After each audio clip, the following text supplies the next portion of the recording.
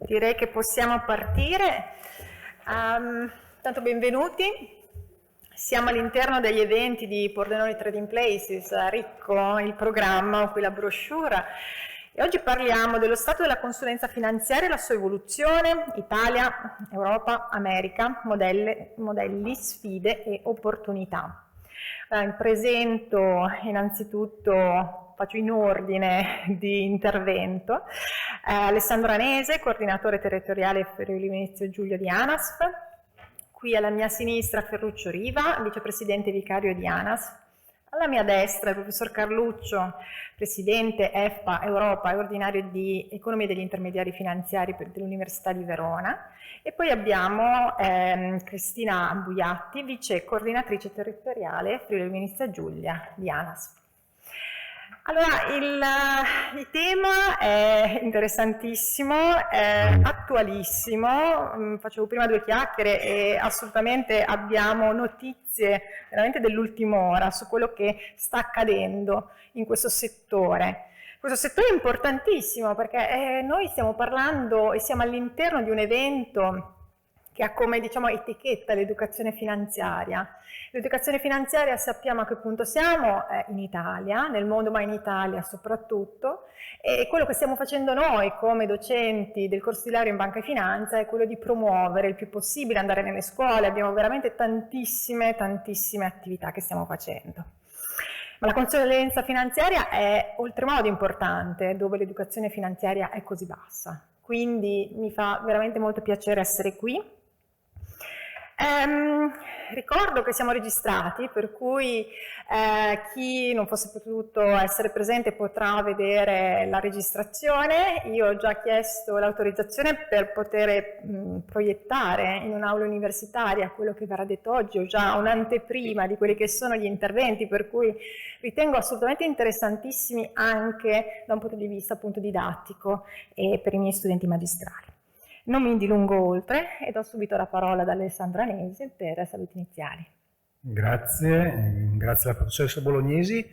Anche da parte mia, da parte nostra di ANAS, un benvenuto a voi tutti.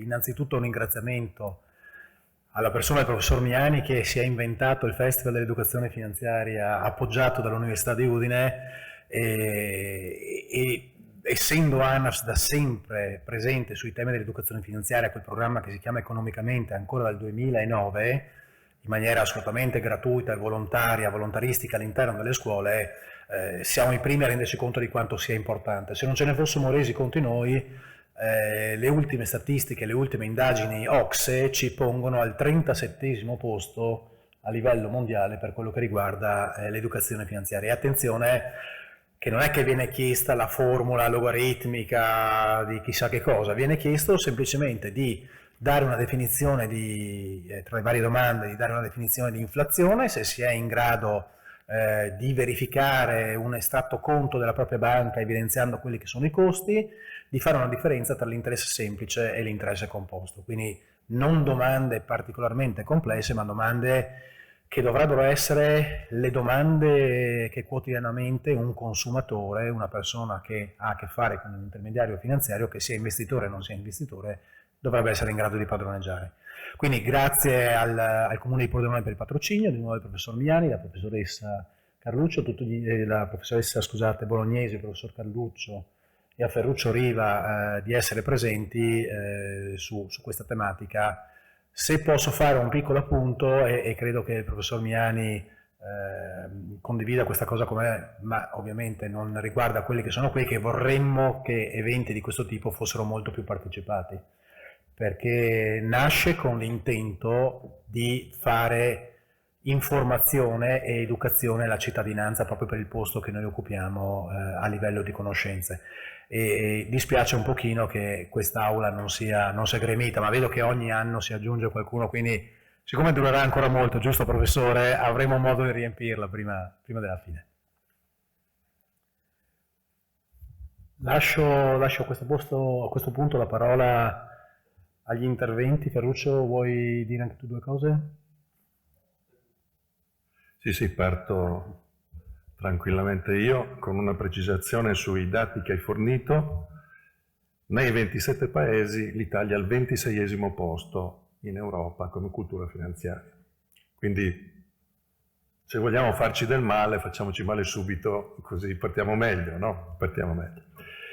Ed è un argomento che, come vedrete, ci vede in buona compagnia, purtroppo, in un problema generale sul quale sia le autorità politiche che le autorità di vigilanza hanno deciso finalmente di mettere un po' di mano. Il mio intervento sarà abbastanza ampio, noi passeremo dall'Europa, faremo un volo dall'Europa all'Italia e poi torneremo con il professor Carluccio all'Europa. Parto innanzitutto da un elemento così di colore politico, non partitico-politico, naturalmente, perché molto spesso a noi chiedono cosa fa l'associazione di categoria per i consulenti finanziari e per i cittadini. Un esempio sta proprio nella persona che è alla mia destra, perché in questi anni siamo riusciti ad acquisire un peso politico come consulenti finanziari in Europa tale da poter avere oggi il presidente di EFPA Europe, quindi del soggetto certificatore di qualità, e contemporaneamente avere la presidente di FESIF, che è la federazione delle associazioni che rappresentano i consulenti finanziari in Europa, che è Vania Franceschelli. Quindi l'Italia guida in questo momento in Europa il settore e questo è un elemento estremamente importante. Tenete presente che soprattutto la presenza di Vania e quindi il peso nel FESIF, dove noi siamo come associazione capofila nelle consultazioni che riguardano materia finanziaria, assicurativa e bancaria, vuol dire che il nostro parere in ambito normativo europeo vale doppio. Vale il parere di ANASP come consulenti italiani, vale il parere di FESIF che fotocopia e ripropone come consulenti europei. Quindi il nostro parere conta. E devo dire, se avessi 2 o 3 ore qua, vi racconterei un po' di cose sugli effetti che siamo riusciti ad ottenere, ovvero che siamo riusciti a mitigare, perché voi sapete bene che un legislatore spesso e volentieri non conosce approfonditamente la materia che tratta. Entriamo subito in una prima, non anteprima ma una prima. Vania Franceschelli ha presentato l'anteprima di questa presentazione da cui io tratto un estratto a marzo a Roma. È ufficiale, il White Book 2025 di FESIF è ufficiale dall'altro ieri, dal 4 novembre, quindi la prima presentazione, la prima occasione in Europa per parlare di questi argomenti e oggi è Pordenone, un fatto così. Era una chicca che non avevo detto al professor Miani, ma che mi riservavo proprio di sottolineare, è importante. Che cos'è il White Book 2025 di FESIF? È una raccolta di dati, nozioni, analisi sulla situazione europea, fatta attraverso 18 rappresentanze, perché naturalmente non tutti i paesi hanno un'organizzazione, uno sviluppo del settore pari a quello italiano, che forse è più avanzato. Abbiamo alcuni temi, 3 macro temi di cui parleremo più avanti, che sono emersi, sui quali faremo delle puntualizzazioni, delle raccomandazioni fatte all'autorità e poi un sacco di lavoro che è durato qualcosa come 9 mesi e che probabilmente avrà una riedizione biennale o triennale, stiamo valutando con FESIF che frequenza avrà. Io entrerei nel merito, cercherò di essere più stretto possibile, partendo da una prima cognizione che porta a una novità, di cui forse avete letto qualcosa sui quotidiani del settore, no, TV non ne hanno parlato naturalmente. Saprete, se conoscete il settore finanziario, che nel 2015 il Parlamento europeo votò per una strategia che era definita Capital Markets Union, l'Unione dei Mercati dei Capitali, che aveva un obiettivo importante, quello di riuscire a unificare, a creare un mercato unico europeo dei capitali, nelle sue varie forme e composizioni, per poterci paragonare come entità aree geografiche molto potenti come gli Stati Uniti, come il Far East e quant'altro. La Capital Market Union, come vedremo tra poco, non è stato un grande successo, anzi, lo definirei un bicchiere mezzo vuoto. Perché? Innanzitutto perché i paesi in questi anni, in questi 10 anni giusti, 2015-2025, hanno trattenuto su di sé aree di decisione di competenza molto, molto ampie che non hanno consentito una standardizzazione generale. Voglio ricordarvi, a mero titolo di esempio, che subito dopo il varo di questa iniziativa partirono gli LTIF, i fondi che dovevano essere uno strumento strategico di medio-lungo termine e che invece non sono stati minimamente toccati da nessun paese, salvo arrivare agli ultimi 4 o 5 anni, quindi con un ritardo veramente importante. E nel frattempo c'è stato il tentativo di creare i PEP, di cui forse qualcuno ha sentito parlare, cioè i fondi di pensione transfrontalieri, che in questo momento hanno come realizzazione 0.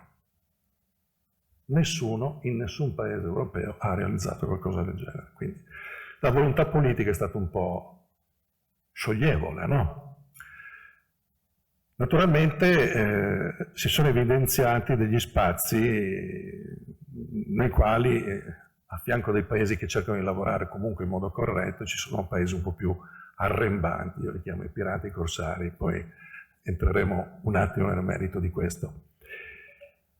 E cosa succede? Succede che a questo punto, dopo 6 mesi circa di discussione nel trilogo, a giugno, quindi pochi mesi fa, il Parlamento europeo ha votato questa indicazione strategica, la definirei così perché non è una direttiva, che è la Savings and Investments Union, quindi l'unione dei risparmi e degli investimenti. Un segmento specifico che parte dal presupposto che ci sono più di 5.000 miliardi di euro in depositi bancari in questo momento, di cui 1/3 quasi in Italia, che la dice abbastanza lunga. Anche qui potremmo allargarci, ma mi trattengo. La Savings and Investments Union è molto importante, su questa vi daremo delle anteprime dopo aver fatto questa bozza di analisi. Rimaniamo ancora sulla Capital Market Union. Come potete vedere, in realtà l'insoddisfazione e la neutralità rappresenta il 75% degli intervistati a livello europeo. Questo vuol dire che in effetti della Capital Market Union non è fregato niente a nessuno. Ed è una sconfitta importante che va rivista e corretta, perché l'Europa in questo momento si trova a essere vaso di coccio in mezzo ai vasi di ferro, e i rischi che corre quotidianamente in prospettiva sono molto elevati. Io spero che voi nelle vostre aule ne parliate diffusamente con i ragazzi che devono approcciare, devono crescere in un certo tipo di mentalità e di conoscenza. Vediamo che ci sono i paesi più grandi che cercano di mantenere dentro di sé gli investimenti. Qui potevamo tranquillamente mettere i peer italiani come esempio di investimento squisitamente domestico, nel quale i soggetti professionali non sapevano dove mettere i soldi. Perché in questi anni ne abbiamo visto continui delisting, la direttiva UCITS non consente di creare strumenti finanziari che abbiano il non quotato, e quindi ci si è trovati in un vicolo cieco. Al contempo, ecco qua, ci sono i piccoli paesi che sono molto più arrembanti. Qui c'è Cipro e l'Olanda, se la riconoscete. Io metterei dentro anche bene l'Irlanda e riporterei alla memoria degli studiosi un vecchio principio, non lo dico in inglese, lo dico direttamente in italiano tradotto: il panino irlandese in salsa olandese. Ed è il trucco adottato dai due paesi per poter fare da smistatori di investimenti, di capitali e di risorse, con le sedi, lo sappiamo bene, Stellantis è un esempio, no? Le sedi legali in Olanda, patrimoni e capitali che transitano soprattutto da parte delle grandi multinazionali americane in Irlanda, dove il 52% del gettito l'imposta del governo irlandese è dato dalle multinazionali che pagano il 10%, quindi il PIL irlandese lo definirei, se ve lo chiedono, fantasia, no? Fantasia allo stato puro. E quindi ci sono anche i pirati e i corsari. I 3 casi a lato, che sono definiti sui generis, sono i 3 paesi analizzati da FESIF, alcuni dei quali, 2 nel particolare, partecipano a FESIF, che sono Svizzera e Gran Bretagna, e Andorra, poi, che in realtà, come sapete, è un paradiso fiscale. Quindi quello esplicitamente, come Liechtenstein e altri, è proprio un pirata, ok? Entriamo nel merito e nelle novità della SIU, ormai la chiamo con l'acronimo così se no vado troppo lungo, che sono i SIA. Questo è un argomento di cui stiamo parlando da circa un mese, è uscito poco sui giornali. Questa è una determina però già presa dal Parlamento e quindi è vincolante. Tutti i paesi europei dovranno lavorare per creare una sorta di conto unico transfrontaliero di risparmio, che potrà avere un contenuto molto vario, come potete vedere, determinate caratteristiche, accessibilità, trasparenza, portabilità, e proprio per questo non ci possono entrare né derivati né crypto assets, ma solo mercato quotato, e sul quale la richiesta della Commissione europea convalidata dal Parlamento è per i singoli 27 paesi arrivare a un'armonizzazione fiscale nei vantaggi da dare ai cittadini. Quindi fare in modo che i cittadini siano interessati a fare i propri interessi. La mettiamo così, per scherzare, ma mica tanto. E assieme a questa c'è la strategia, eccoci qua che torniamo a bomba, sull'alfabetizzazione finanziaria. Il governo italiano, avendolo sentito, ha provato ad agire un attimo in anticipo, ma non dando materia organica. Qui invece parliamo di 4 pilastri a livello europeo: coordinamento e valutazione delle best practices, comunicazione e sensibilizzazione, finanziamento, perché la UE finanzierà iniziative in tal senso, alle quali attingeranno i paesi, che a loro volta consentiranno di finanziare progetti domestici. Monitoraggio di impatto, come vedete, a 2 anni data l'Europa vuole vedere se ci sono dei miglioramenti nella cultura finanziaria dentro i vari paesi. Quindi non fra 20 anni, ma fra 2 anni, che è una velocità infinita, come decidere di passare da 50 all'ora alla velocità del suono. Ok? Però questi sono i cambiamenti necessari per non essere subornati, non essere superati, non diventare semplicemente territorio di caccia. Perché i cittadini europei sono i più grandi consumatori del mondo, rappresentiamo il più grande mercato di consumi del mondo, siamo complessivamente quelli che risparmiano di più come quantità, ma dove li mettiamo? Questa è una bellissima domanda. Quindi 2 iniziative fresche, brucianti, come vedete anche nei termini e nelle scadenze, che dovranno essere applicate subito dai paesi. E tant'è vero che si stanno varando, si stanno pensando anche delle modifiche del testo unico della finanza, e per cui è stato creato un tavolo esclusivamente formato da vostri colleghi, purtroppo. Perché in un'Italia di poca cultura, a Montecitorio si cerca la massima cultura che faccia un po' da copertura, no? Alle decisioni che vorranno prendere. Speriamo che non sia così. Torniamo invece indietro a quelli che sono i 3 macro temi che sono emersi dalla valutazione di tutti i colleghi e colleghe in Europa. Innanzitutto il tema della sostenibilità. E c'è un mantra fondamentale. Chi si spende e chi spiega la sostenibilità? I consulenti finanziari. Non ci sono altri soggetti. Noi continuiamo a dire di essere portatori di cultura in tutte le case dove andiamo o con tutte le persone che incontriamo nei nostri uffici. Questa è una chiave di lettura molto semplice, non è semplicistica, è semplice, ma molto forte. Stiamo integrando sempre di più il nostro messaggio sulla sostenibilità, Stiamo combattendo lo scetticismo con i fatti, con i dati. Questo rappresenta, lo sappiamo, una sfida per il settore, soprattutto in un contesto come quello attuale, dove la parte del mondo più potente, oltreoceano, dice che non è vero. Non è vero niente. Non ci sono i cicloni, non ci sono le trombe d'aria, non c'è niente. Succede tutto per caso. E in questo senso i dati che emergono anche da ricerche italiane, ma comunque anche a livello europeo, è che i cittadini europei stanno crescendo nell'investimento in strumenti, prodotti, servizi che hanno uno sfondo, un contenuto articolo 6, articolo 8, articolo 9 dell'SFDR. E difatti i colleghi intervistati a livello europeo hanno risposto così. Innanzitutto, come vedete molto bel verde, il verde non è stato un colore scelto a caso, c'è un'integrazione dell'ESG all'interno della nostra professione che è molto profonda ed è continuamente in crescita.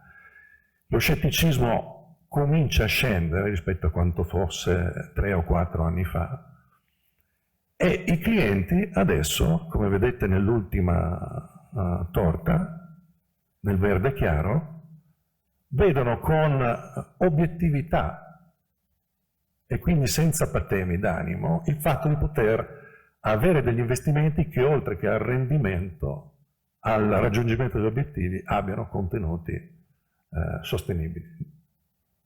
Questo vuol dire che il lavoro sta producendo dei risultati. Questo è un altro macro tema che è bene affrontare in linea di principio. L'Europa è l'unica area del pianeta a essersi dotata di norme cogenti in materia di digitalizzazione e di intelligenza artificiale. Siamo partiti dal lo dico all'italiana, dal GDPR, quindi dal trattamento dei dati, che tutti abbiamo odiato senza capire cosa fosse veramente, ma è una base fondamentale di diversità con il resto del mondo. Sinteticamente vorrei ricordare che l'Europa ha un principio di trattamento dei dati inverso a quello statunitense. In Europa i miei dati sono miei, io devo autorizzare il loro trattamento, ho diritto all'oblio quindi a far smettere questo trattamento. Negli Stati Uniti invece i dati sono disponibili a tutti e per tutti, salvo che io esplicitamente ne vieti l'utilizzo. Proprio è l'inversione, è come l'onere della prova, no? L'inverso. Ecco perché i big data sono così potenti, ecco perché nei salotti di trattativa che ci sono stati fra Trump e tutti i rappresentanti dei paesi europei, la von der Leyen, ma anche tutti gli altri grandi paesi, grandi portatori di interesse, è stata questa, non i dazi, questa. La possibilità per i big data, per il famoso gruppo dei 7 che si sono riuniti a festeggiare alla Casa Bianca, per poter arricchirsi ancora di più con i nostri dati. Per fortuna l'Europa ha tenuto botta. Nel frattempo aveva varato l'AI Act, un'altra norma che segue il fil rouge del GDPR, e che consente la tutela e che prevede la tutela e il controllo dell'intelligenza artificiale. Principio fondamentale senza il quale l'intelligenza artificiale dà grande opportunità, altrimenti diventa un grandissimo rischio per l'umanità. Naturalmente i paesi che fanno parte dell'Unione Europea hanno recepito in modo estremamente variegato tutto questo, questa evoluzione. E l'applicazione delle tecnologie è stata ulteriormente applicata in modo molto variegato.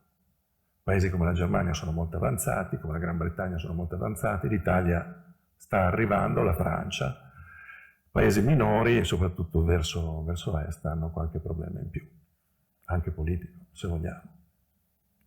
E qui è un ambito nel quale, come nell'ESG, noi siamo portatori di aiuto verso gli utenti, li aiutiamo a entrare nel mondo digitale, li aiutiamo ad avere la cultura e la conoscenza per poter accedere agli strumenti e poterli utilizzare correttamente. Questo è un argomento sul quale si potrebbe fare un'altra conferenza, professore, nei prossimi anni. Dobbiamo. L'argomento pensioni è molto greve, non grave, greve, oltre che grave, perché i cittadini europei tutti, non solo quelli italiani, hanno una bassa consapevolezza dei propri bisogni previdenziali, dipendono sistematicamente dai sistemi, dai servizi pubblici. Abbiamo forti disparità di modalità di utilizzo di questi servizi, anche dei servizi privati, e quindi abbiamo un'urgenza fondamentale di riforme che purtroppo, vista la cultura basica dei cittadini europei, deve passare attraverso incentivi fiscali. E lo sappiamo, ne stiamo ragionando anche con il governo italiano in materia direttamente. Sappiamo che i colleghi lo stanno facendo in Germania, in Francia e anche in altri paesi. I casi di studio li faccio veloci, i primi 3 sono paesi latini, tutti e 3 sono un disastro. L'Italia, la Francia e la Spagna hanno modalità di investimento previdenziale che sono aberranti. In particolare Francia e Spagna hanno una dialettica in materia incredibile. Si parla di immobili come la garanzia del benessere dell'età tardiva, che noi sappiamo è una sciocchezza emerita, perché non è che si può dai muri di un appartamento staccare 5 mattoni e andarli a vendere per poter comprare il pane. Sta di fatto che questo problema è talmente forte che richiederà l'impegno da parte di tutti noi, perché i consulenti finanziari sono poi quelli che vanno a spiegare i come e il perché di ciò che solo un idem sentire leggero, che ormai ha preso anche la politica, non solo in Italia ma anche in Francia, dove c'è stata una riforma che è stata bloccata, come sappiamo, in Spagna con un'altra riforma che è stata bloccata. Quindi nel momento in cui le riforme pensionistiche arrivano alle folle, le folle dicono perché non può andare sempre come andava 20 anni fa. E noi dobbiamo spiegare perché. Queste sono le raccomandazioni che i colleghi d'Italia ed Europa fanno, che vi assumo brevemente. Care autorità, dovete coinvolgere di più chi è a contatto con la gente, cioè noi. Dovete renderci partecipi oltre quella che è la nostra partecipazione attiva, di cui ho fatto cenno prima attraverso la consultazione, gli interventi legislativi, le proposte anche, e seguendo tutto questo insieme di elementi che vanno migliorati per la sopravvivenza del welfare, quindi del benestare, più o meno tradotto letteralmente, europeo.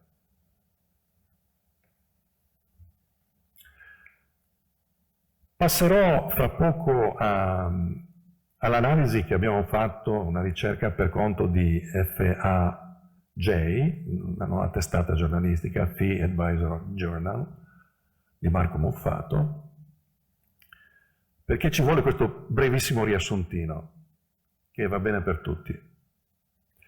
L'evoluzione della consulenza finanziaria in Italia. Signori, nel 1991, legge 191, il consulente finanziario, che diventava promotore finanziario per l'occasione, aveva il divieto a prestare consulenza.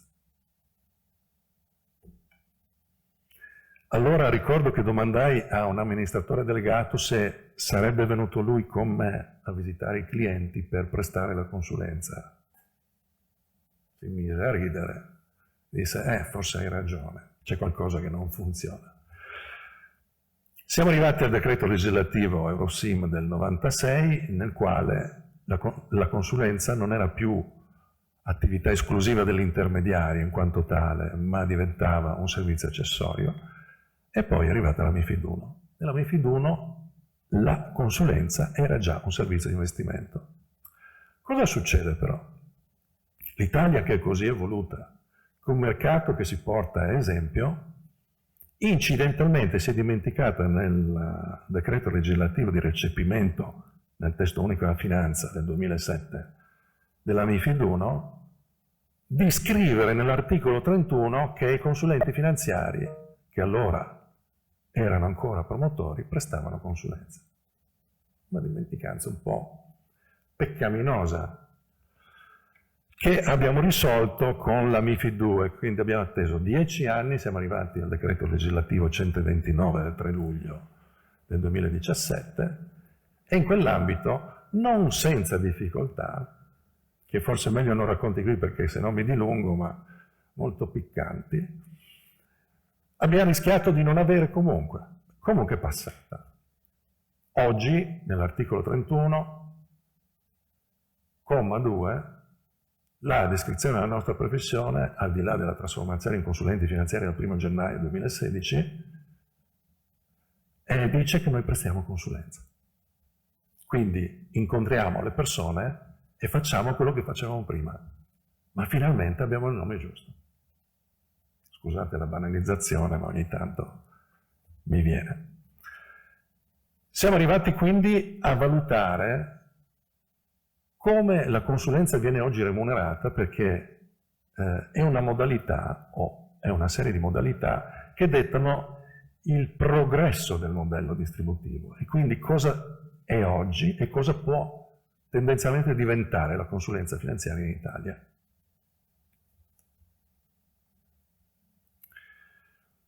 Abbiamo fatto un'inferenza campionaria corretta, perché, come potete vedere, 571 associati hanno risposto, è un buon campione. Numericamente la moda, che è quella, la barra centrale, è la fascia di età fra i 51 e i 60 anni. Incidentalmente la media d'età dei consulenti finanziari italiani iscritti all'albo è 54 anni. Quindi direi che è perfetta. Purtroppo non ci sono molte donne che hanno risposto, anche perché la consulenza finanziaria, che è una professione fantastica per le donne, ancora non è stata conquistata, e su questo stiamo come associazione lavorando in modo importante, ma questo è un altro tema. Contesto di mercato che noi abbiamo analizzato, perché noi abbiamo un campionato.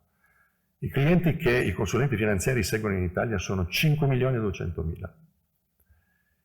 Un patrimonio totale che ormai dopo 6 mesi sfiora il trilione, mi piace dire l'americana, quindi i 1.000 miliardi, che è una cifra, devo dire, di tutto rispetto. Vediamo che in questo universo campionario il 61% dei patrimoni è rappresentato dal risparmio gestito, quindi il 39% è invece dato da titoli. Di questo una parte, come vedete, è già trattato con un metodo diverso dal risparmio, vediamo se l'ho saltato o no, dalla modalità fee on top o fee only. Entro subito così stringiamo un po'. I 3 metodi di analisi della remunerazione sono questi: retrocessione delle commissioni, quindi il consulente viene retribuito dalla management fee, quindi la gestione del portafoglio. La remunerazione fee on top vuol dire che sono creati dei contratti ad hoc nei quali viene pagata una fee di consulenza che si somma alle commissioni di gestione, che è specifica per avere un contenitore nel quale poter trattare qualsiasi tipo di prodotto o strumento finanziario. E poi la fee only, che riprendendo il concetto di consulenza su base indipendente creato da MiFID 2 in alternativa a consulenza su base non indipendente, prevede che non vi sia la retrocessione di nessun inducements alla rete, quindi all'intermediaria, quindi di conseguenza al consulente finanziario. Su questo faremo una breve nota alla fine. Questa è l'analisi del campione. Capirete man mano che andiamo avanti nei grafici il motivo per cui questa ricerca ha una valenza scientifica molto interessante.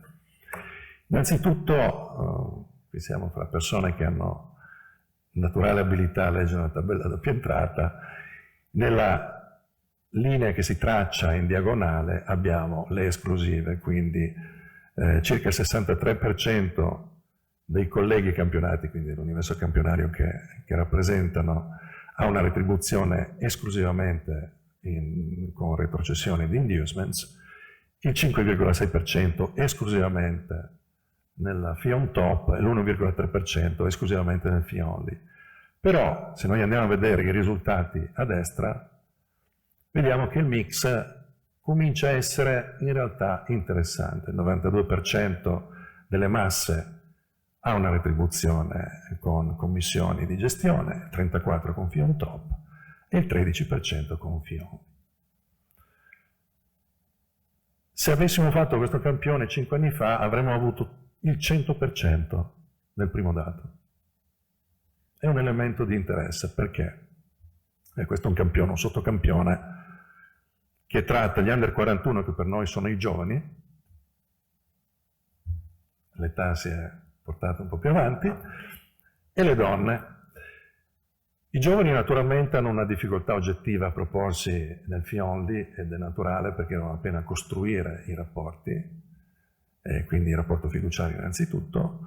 Le donne invece hanno una maggiore proiezione. Addirittura vi prego di vedere il dato in fondo a destra, 16% di fee only, torniamo indietro, il campione totale era 13%, quindi le donne hanno una capacità di proporre se stesse dal punto di vista professionale migliore degli uomini. E questa mi è venuta bene e la volevo proprio sottolineare. Le composizioni, arrivo stretto, ce la faccio.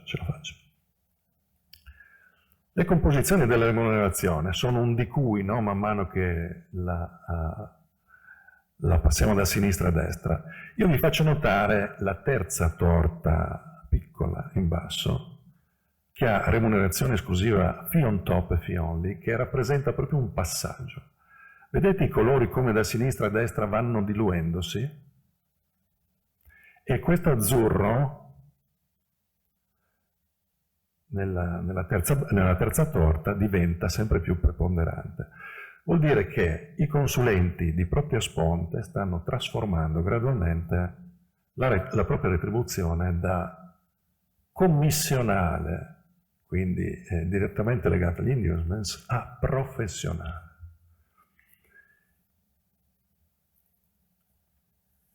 Abbiamo chiesto una proiezione a questi colleghi a un anno e come vedete anche qui il campione si allarga.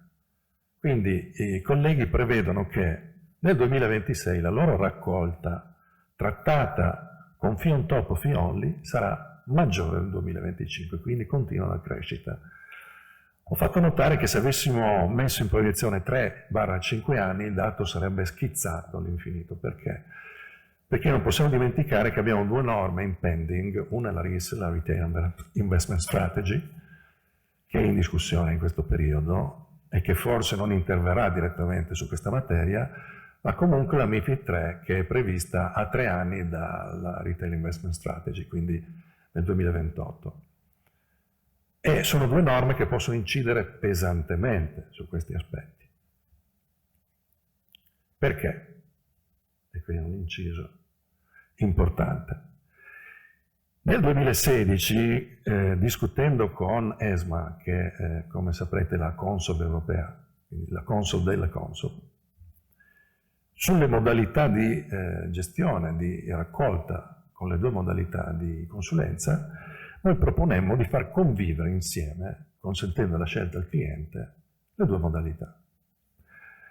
Avendo paura della correttezza degli intermediari, che poi sono quasi sempre di emanazione bancaria, delle quali ESMA non ha nessuna fiducia, ho detto veloce, hanno invece imposto la separazione anche patrimoniale delle due iniziative. Risultato, domanda in consultazione 2021, era il mio quesito preferito, il numero 50 della consultazione, considerato che in Europa il modello della consulenza su base indipendente ha realizzato lo 0,9% di adesione, ripeto, 0,9%, che ne dite di vietare gli inducements?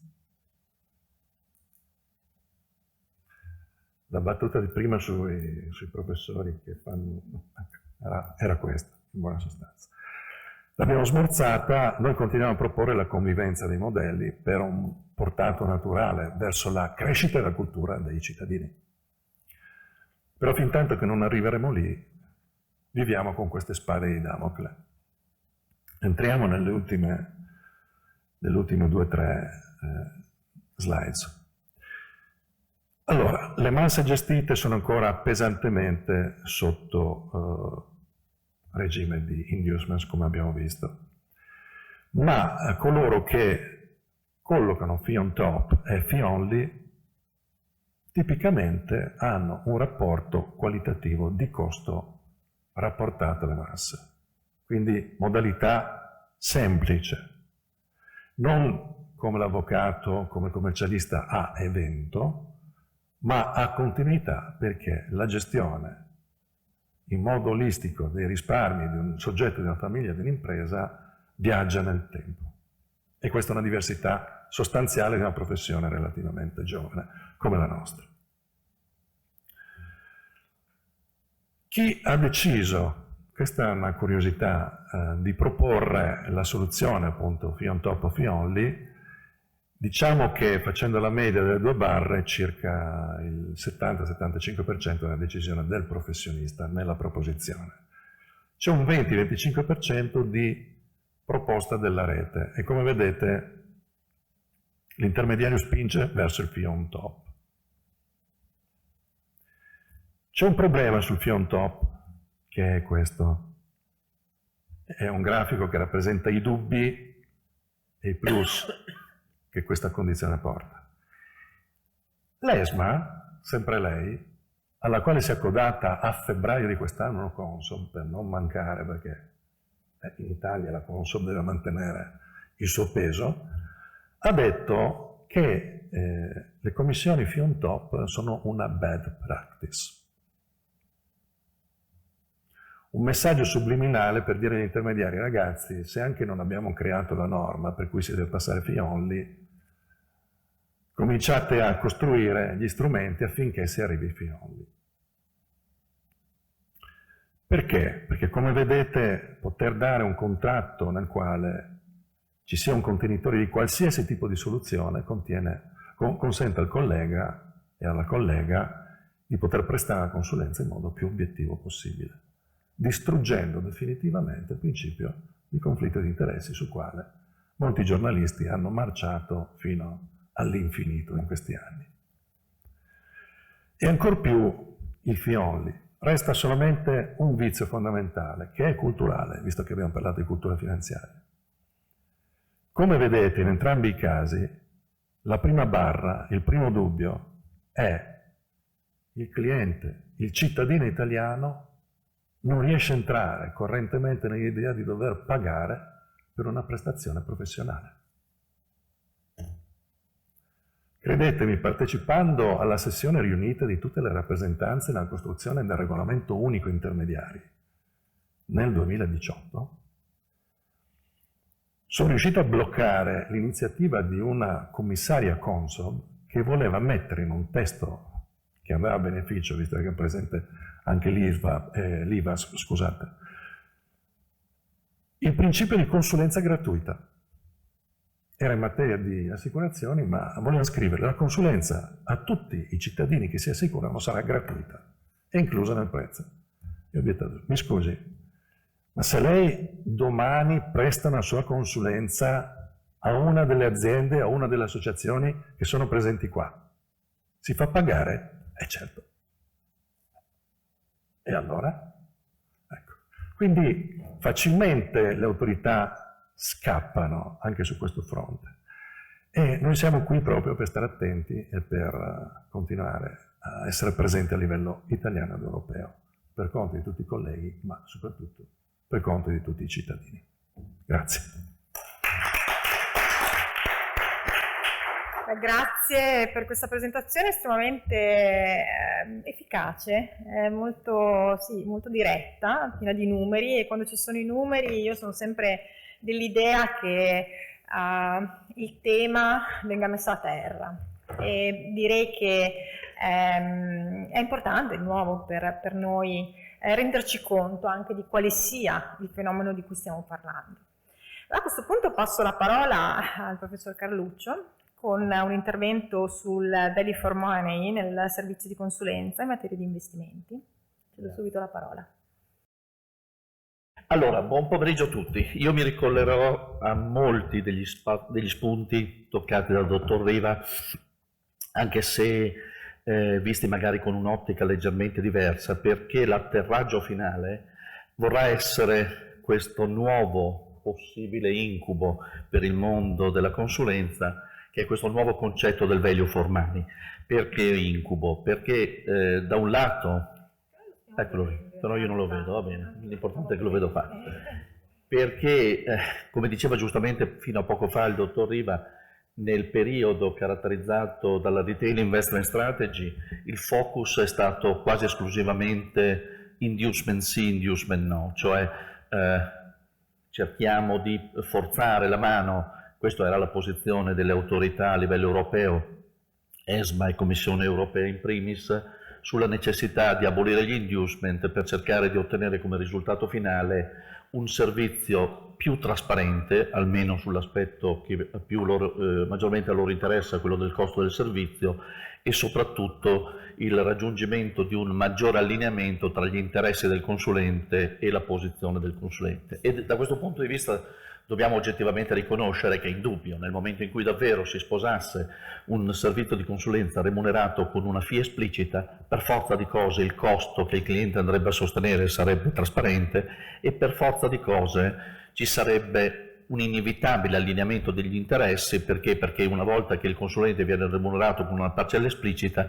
non ha nessun incentivo, laddove mai ce l'avesse, a far sottoscrivere al cliente dei prodotti inutilmente costosi o non necessariamente i migliori tra quelli presenti sul mercato, perché a quel punto, ottenuta la remunerazione mediante la parcella, ho tutti gli incentivi che il cliente abbia il miglior portafoglio in termini di composizione di strumenti e prodotti, ottenga i migliori risultati e quindi si fidelizzi nel rapporto con me. E questo era il leitmotiv principale seguito dalle autorità nel perseguire questo obiettivo.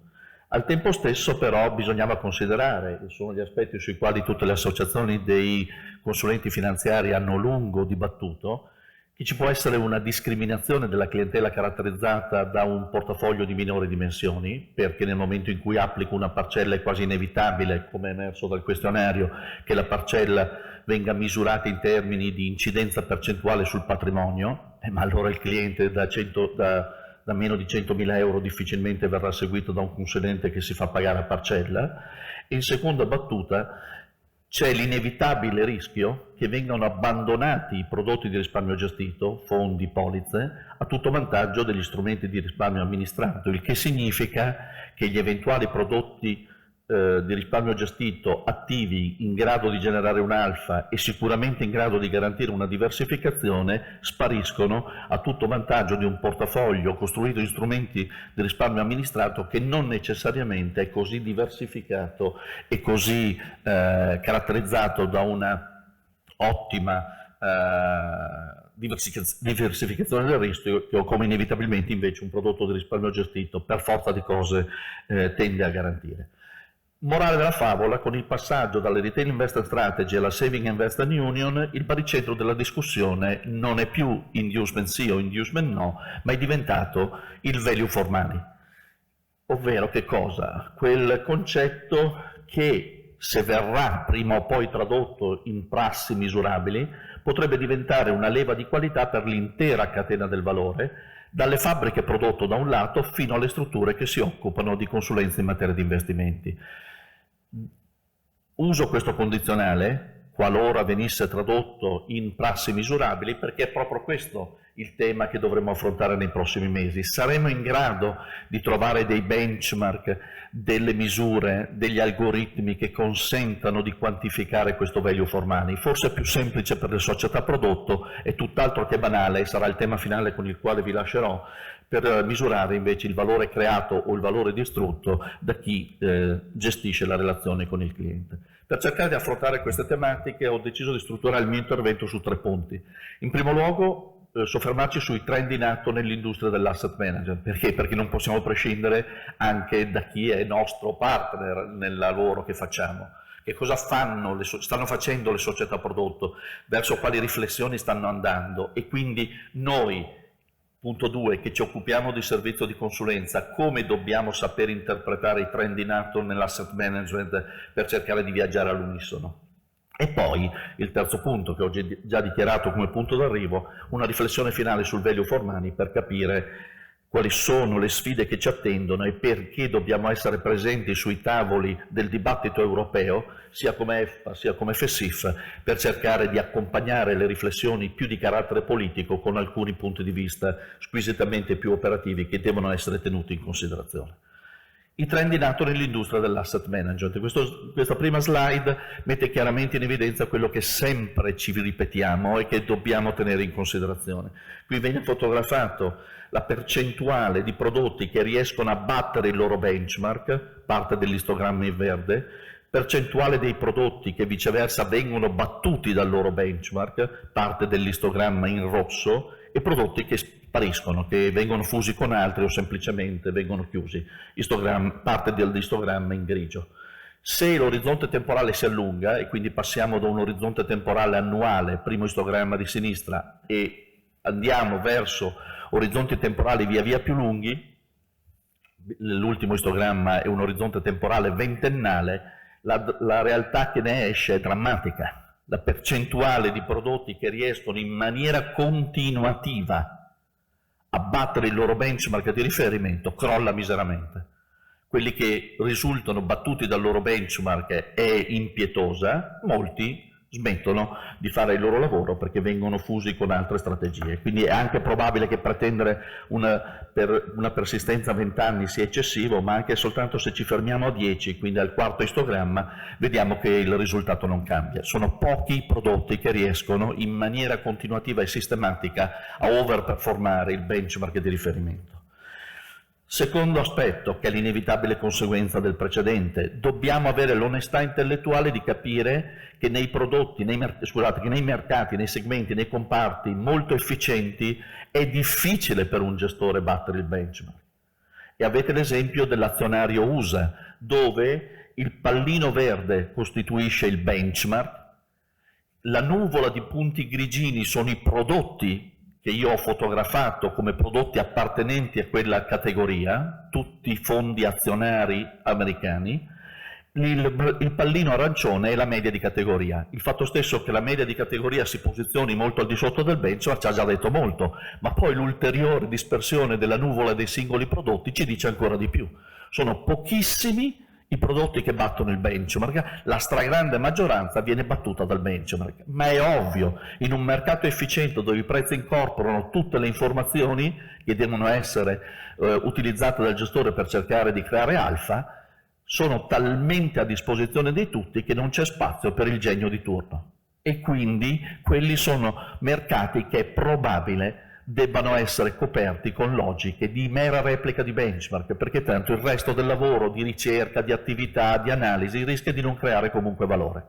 All'estremo opposto, se prendessimo un asset class come i corporate bond, e a maggior ragione il bond dei paesi emergenti, quindi esistono comunque dei comparti dei mercati che lasciano invece registrare una molto più bassa efficienza, una molto minore conoscenza diffusa delle informazioni, registriamo l'esatto opposto. La media di categoria batte il benchmark e molti prodotti battono il benchmark. Qui sì vale la pena fare ricerca e andare a cercare di individuare quel gestore che oggi crea alfa più degli altri e speriamo riesca per qualche tempo a persistere in questa capacità di battere il benchmark. O comunque dobbiamo essere pronti a fare un reshuffling continuo ed investire nel tempo per fare la selezione dei gestori, perché c'è spazio per creare valore. A questo punto allora questa lotta continua tra prodotti attivi e prodotti passivi, che viene vissuta come una competizione continua, creando stress e rivalità non banali, dovrebbe forse invece essere interpretata in modo diverso, più come una collaborazione, e arrivare alla logica decisione che dobbiamo coprire tutti i mercati molto efficienti con prodotti passivi e dobbiamo invece insistere nella ricerca dell'alfa, dei prodotti attivi e dei gestori bravi, solo ed esclusivamente nei mercati inefficienti. Attenzione, perché nei nostri portafogli della nostra clientela tipicamente i mercati efficienti arrivano a pesare il 70-75% e i mercati meno efficienti il 20-25%, perché ovviamente lì troviamo soltanto i corporate bond, i non investment grade, l'obbligazionario a paesi emergenti, mentre i grandi mercati, proprio perché grandi ed efficienti, sono quelli che costituiscono la parte più importante dei nostri portafogli. Quindi questo tipo di analisi non avrà ripercussioni banali, ma ci arrivo. Nel modello prevalente di coloro che remunerano la propria attività di consulenza, come diceva poco fa il dottor Riva, mediante retrocessioni, i prodotti passivi in generale, se vogliamo usare gli ETF come esempio diciamo più eclatante del mondo passivo, vengono per forza di cose ignorati o in qualche modo addirittura osteggiati. Costano poco, non mi danno spazio per poter ottenere una remunerazione adeguata per il servizio che comunque sono chiamato ad offrire, quindi è inevitabile che sia così.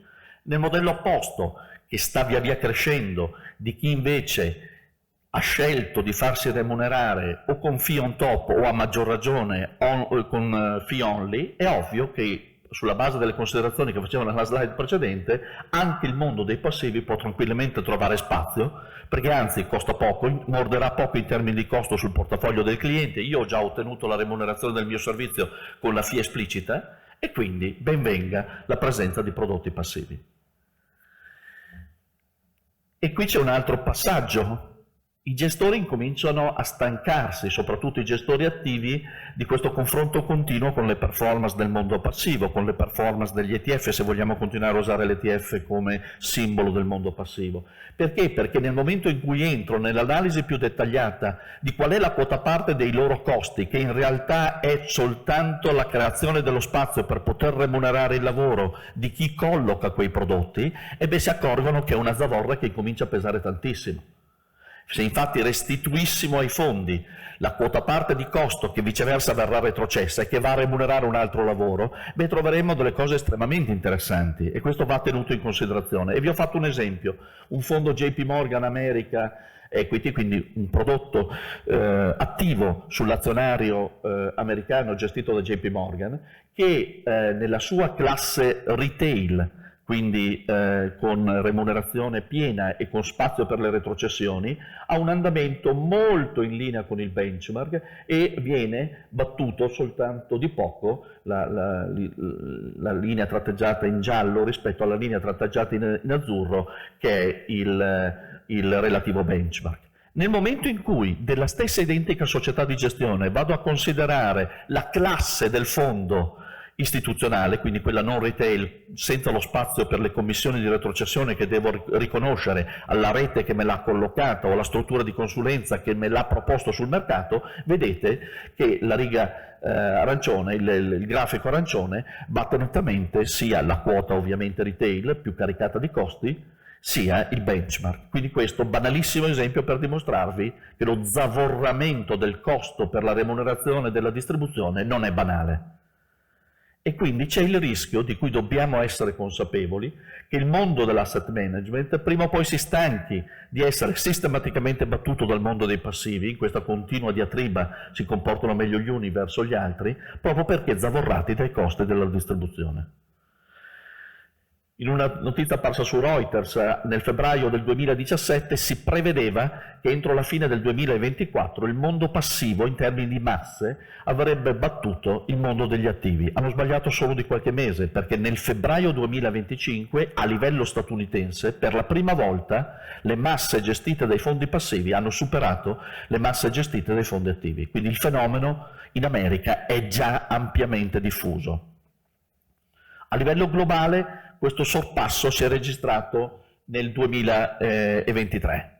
A livello europeo il trend è ancora molto più lento, proprio per il fatto che a livello, diciamo, di sistema europeo continentale rimane nettamente dominante, come diceva il dottor Riva prima, la logica della remunerazione tramite retrocessioni per 1000 motivi sui quali tornerò, e quindi siamo arrivati a fine 2024 con il mondo dei passivi che è arrivato quasi al 30%, comunque raddoppiando nel giro di meno di 10 anni. Dalla fine del 2015 alla fine del 2024 siamo passati da un 15% scarso a un 30% scarso.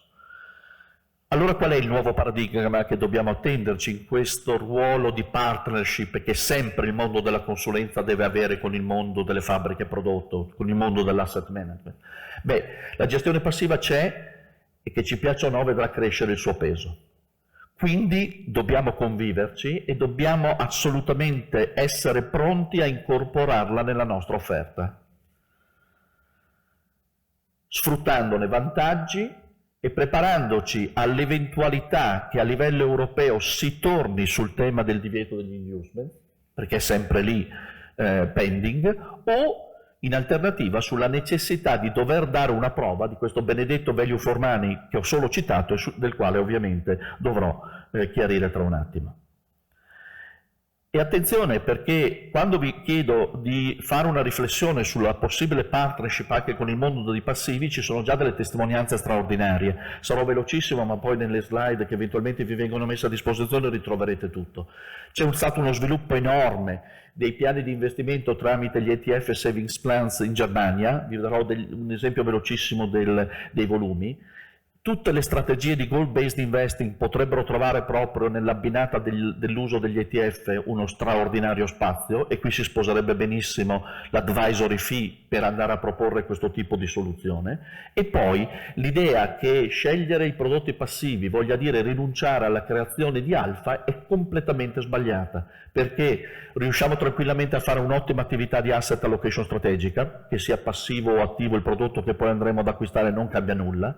Nelle scelte di modifica dei portafogli, quando vogliamo porre in essere delle manovre tattiche, gli ETF sono molto più veloci di quanto non sia lo smobilizzo di una parte di portafoglio che coinvolge prodotti di risparmio gestito. E di nuovo è vero che non c'è lo spazio per gestire il gestore alfa, il gestore attivo, perché abbiamo deciso di usare prodotti passivi, ma se avessi il mio tempo di entrare nei dettagli di tutte le analisi che ho fatto per voi, ma che ritroverete nelle slide, scopriremmo che spesso il vero valore viene fatto soprattutto utilizzando le nicchie dei diversi mercati, dei singoli comparti, scelte di stile rispetto a scelte di capitalizzazione, per ognuna delle quali c'è un ETF, e quindi comunque abbiamo lo spazio per creare valore. Ma di tutti questi mi soffermo soltanto sugli ETF Savings Plans. È un'esperienza tedesca di grandissimo successo, che potrebbe essere un bel punto di riferimento da prendere in considerazione per il nostro modello. Si tratta di un ordine permanente per l'acquisto regolare di ETF per un importo prestabilito, ha avuto una crescita esplosiva, e quando si va ad analizzare quali sono gli importi capiamo che è un fenomeno retail, non di clientela private. E siccome i volumi sono incredibilmente in crescita e i player che si sono resi disponibili, leggo soltanto il primo nome dall'alto, Trade Republic, e l'ultimo nel basso, Revolut, per farvi capire che sono i player che stanno esplodendo in questa fase. Sono un fenomeno che dobbiamo tenere sotto controllo e tenere in considerazione, perché ci offre parecchi spunti. Sulle altre slide invece salto, perché ripeto, se no farei troppo tardi. E arrivo alle domande. Che cosa allora dobbiamo attenderci nel nostro futuro? Beh, in uno scenario caratterizzato dall'aumento della consulenza fee-based che si abbina ai prodotti passivi, resta sempre lì pending il rischio che le autorità torneranno all'attacco con l'idea di eliminare gli inducements. I fondi attivi abbasseranno sensibilmente le management fee per cercare di recuperare competitività con i loro cugini passivi, proprio perché capiscono che vogliono tornare ad essere competitivi anche sui mercati efficienti, e quindi i gestori inizieranno a proporre in maniera massiva fondi comuni passivi con commissioni in linea, se non addirittura inferiori rispetto agli ETF, perché hanno tutto lo spazio per poterlo fare. Fondi attivi e fondi passivi li vedremo convivere uno accanto all'altro, garantendo un buon funzionamento a livello di mercati mondiali. E quali sono allora le conseguenze sul mondo della consulenza, che è quello che ci interessa maggiormente in questa sede? Per poter fare qualche previsione, consentitemi di analizzare alcuni casi. Analizzerò in particolare il caso di una banca commerciale che finalmente ha deciso di rispolverare la propria offerta, passando da un'attività di mero collocamento di prodotti a un'attività di consulenza avanzata, e trovando in questo passaggio la giusta motivazione per poter applicare la fee on top, che era una delle modalità di remunerazione su cui si è soffermato poco fa il dottor Riva. Accanto a questa esperienza di questa banca metto quella di una SIM, che è contemporaneamente SIM di collocamento e di consulenza, e quindi può permettersi il lusso di applicare 3 diverse modalità di remunerazione: quella di retrocessioni, quella di consulenza a parcella con retrocessione delle commissioni ricevute sui prodotti collocati, e qui aprirò una velocissima parentesi, oppure quella di consulenza a parcella con offerta di strumenti di risparmio amministrato ed ETF, sui quali non ricevo le commissioni e quindi non devo fare nemmeno il lavoro di restituzione delle retrocessioni come la MiFID 2 mi impone alla clientela. Mi interessa in questa sede farvi presente che tutte queste opportunità che la SIM ha sono assolutamente non banali, perché viceversa non sono consentite al mondo del fee only, che sistematicamente nei convegni dedicati ai modelli di remunerazione della consulenza sbandierano il fatto che sono i paladini della consulenza a parcella, non capendo che se per caso il mondo delle banche, o soprattutto il mondo delle reti, decidesse da un giorno all'altro di passare alla consulenza a parcella, con restituzione dei rebates, che loro non possono fare la SIM-C, quindi continuando a offrire prodotti di risparmio gestito eventualmente in grado di generare alfa, o mondo degli ETF con fee only, sarebbero in grado di fare esattamente quel lavoro con una facilità esecutiva decisamente maggiore, perché avrebbero in casa anche il servizio di raccolta e trasmissione ordini. Quindi, anziché continuare a proporre questo dibattito con il mondo dei paladini della qualità rispetto al mondo di chi trascura le esigenze della clientela, forse lo dovrebbero riflettere. Mi dispiace che non ci sia qui il mondo dei consulenti fee only, dovrebbero riflettere sul rischio che corrono nel momento in cui il mondo dell'intermediazione decidesse di girare la chiave, ma rinviamo ad altra sede questo tipo di riflessioni. E dicevo, il caso di una banca commerciale, mi piace fare proprio casi concreti perché sono quelli con cui mi confronto quotidianamente, che è un pezzo della mia attività professionale che seguo personalmente. Qui abbiamo la classica matrice con la quale una banca, nel momento in cui decidesse di impostare il proprio lavoro sotto forma di fee on top per un servizio di consulenza evoluta, andrebbe a apprezzare l'entità di questa fee da chiedere. Trovate una matrice perché? Perché è inevitabilmente una fee che cresce in funzione della complessità del portafoglio. Un portafoglio monetario richiede molto meno lavoro di selezione degli strumenti, dei prodotti e soprattutto di manutenzione rispetto a un portafoglio caratterizzato da un elevato rischio, il che vuol dire una forte esposizione verso i rischi assets, quindi mercati azionari, mercati obbligazionari governativi, non necessariamente solo investment grade ma yield e magari paesi emergenti. E poi l'altra variabile, una fee che non può non tener conto delle dimensioni del portafoglio, perché più cresce la dimensione del portafoglio, più la fee ovviamente deve ridursi. Quindi questa sarebbe la fee che questa banca particolare, di cui non ci interessa il riferimento, ma è una banca commerciale, avrebbe deciso di prezzare la fee on top. Poi giustamente è andata a verificare, e quindi si va da un minimo di 0,60 a un massimo del 2%. È andata poi a calcolarsi qual è il rebate massimo che potrebbe ottenere su quei portafogli tradotti in prodotti, sapendo perfettamente qual è il proprio catalogo di casa e qual è l'entità delle retrocessioni che riceve su tutti i diversi prodotti, e quindi dopo aver calcolato quanto ottiene su quei singoli portafogli, dal portafoglio più basico, il numero 1, al portafoglio più esposto ai rischi asset, il portafoglio numero 8, per differenza è andata a calcolarsi quale sarebbe la fee on top meritevole di essere richiesta al cliente, e arrotondandola è arrivata alla tabella finale, che è esattamente la tabella con la quale ha quantificato la fee on top da chiedere al cliente per giustificare il lavoro di consulenza evoluta, anziché limitarsi a una mera sola attività di collocamento di singoli prodotti. Con che cosa giustifico questo fee on top? Con tutto il lavoro di costruzione dei portafogli modello, la loro manutenzione tattica, la selezione dei best in class che ripeto su base mensile o trimestrale, monitoraggio del portafoglio e rendicontazione periodica della performance e dell'eventuale scomposizione della performance stessa. La remunerazione va da un minimo di 0,025 per portafogli molto grandi e semplici a mezzo punto per portafogli di minore dimensione e molto complessi e articolati.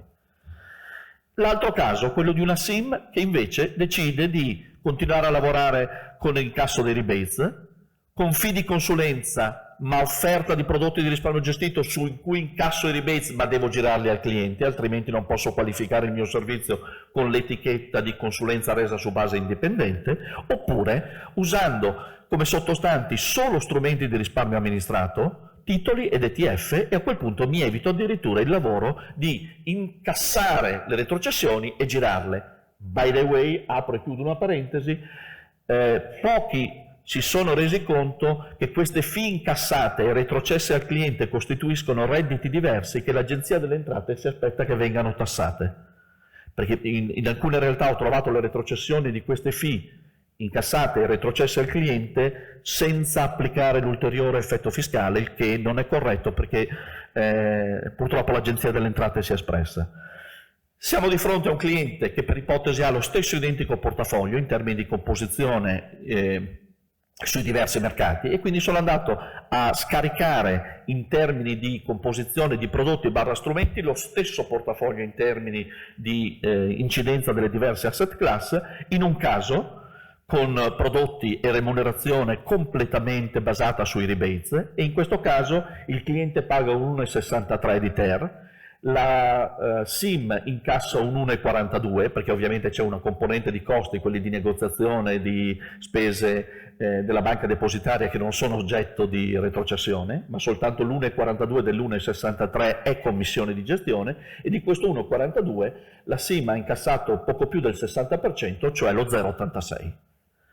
Se avesse sullo stesso identico cliente seguito la logica dei prodotti da suggerire al cliente e sui quali eventualmente incassare le retrocessioni, ovviamente avrebbe ridotto il numero di fondi, perché si sarebbe giocato il veicolo prodotto di risparmio gestito solo sui mercati inefficienti, mentre avrebbe scelto con assoluta serenità prodotti passivi sui mercati più efficienti. Il costo dei sottostanti si riduce a 0,91, le fee incassate e girate al cliente sono 0,38, il che significa che c'è spazio per applicare una parcella di break-even pari all'1,10, che non è banale, è addirittura più alta di quello 0,86 che ci siamo portati a casa sotto forma di retrocessione. Se addirittura avesse deciso di lasciar perdere i prodotti di risparmio gestito e si fosse accontentata di usare solo ed esclusivamente ETF e single bonds, cioè titoli obbligazionari, cioè strumenti di risparmio amministrato, il costo medio dei sottostanti sarebbe crollato a 0,40 e la fee si sarebbe potuta permettere il lusso di arrivare a parità di costo del cliente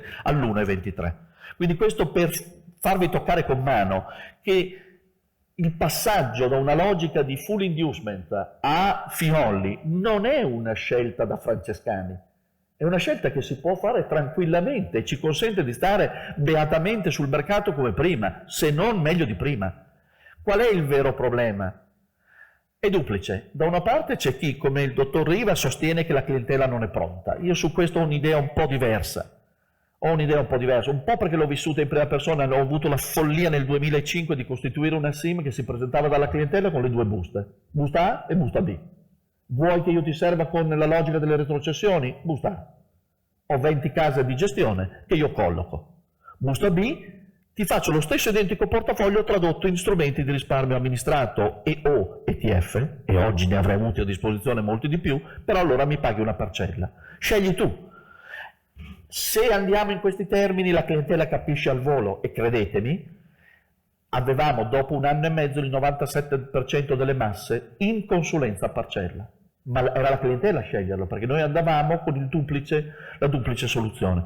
Bisogna presentarlo in questi termini, perché se invece andiamo con la non consapevolezza del costo che comunque sta caratterizzando i portafogli serviti con la logica degli inducement, e dall'altra parte invece con l'esplicitazione della parcella è ovvio che è un confronto impari. Ma se invece andiamo con le due buste, con le relative esplicitazioni di quanto costa una soluzione rispetto a quanto costa l'altra, credetemi, io sono molto più sereno che la clientela capirebbe al volo l'allineamento di interessi e il significato di una proposta fee-only, che come vedete non è di rinuncia economica, è sì di diversa competenza, e questo dobbiamo avere l'onestà intellettuale di dircelo. Collocare dei prodotti è mediamente più semplice che seguire un cliente con una parcella di advisory, perché il cliente che paga e sa di pagare ogni mese o ogni trimestre una fee di advisory pretende un servizio di qualità e pretende di vedere un lavoro che giustifica quella fee che periodicamente ci rinnovano come qualcosa di assolutamente tangibile. Mi avvicino alle conclusioni. È davvero pensabile che gli intermediari possano rinunciare ai rebate nel servizio di consulenza in materia di investimenti rivolto alla clientela retail? Ovviamente la risposta, da come è posta la domanda, è già evidente. Le forti resistenze che hanno esercitato le banche, soprattutto le grandi banche commerciali, nell'ambito del dibattito della retail investment strategy, di fronte all'ipotesi dell'azzeramento degli inducement, dimostra che questa ipotesi è assolutamente remota. E che cosa ci aspetta allora? Beh, la metrica del value for money potrebbe costituire la soluzione di compromesso, secondo le autorità europee, per costringere le banche a dare prova del fatto che gli inducement sono giustificati da tutta una serie di servizi a vero valore aggiunto offerti alla clientela.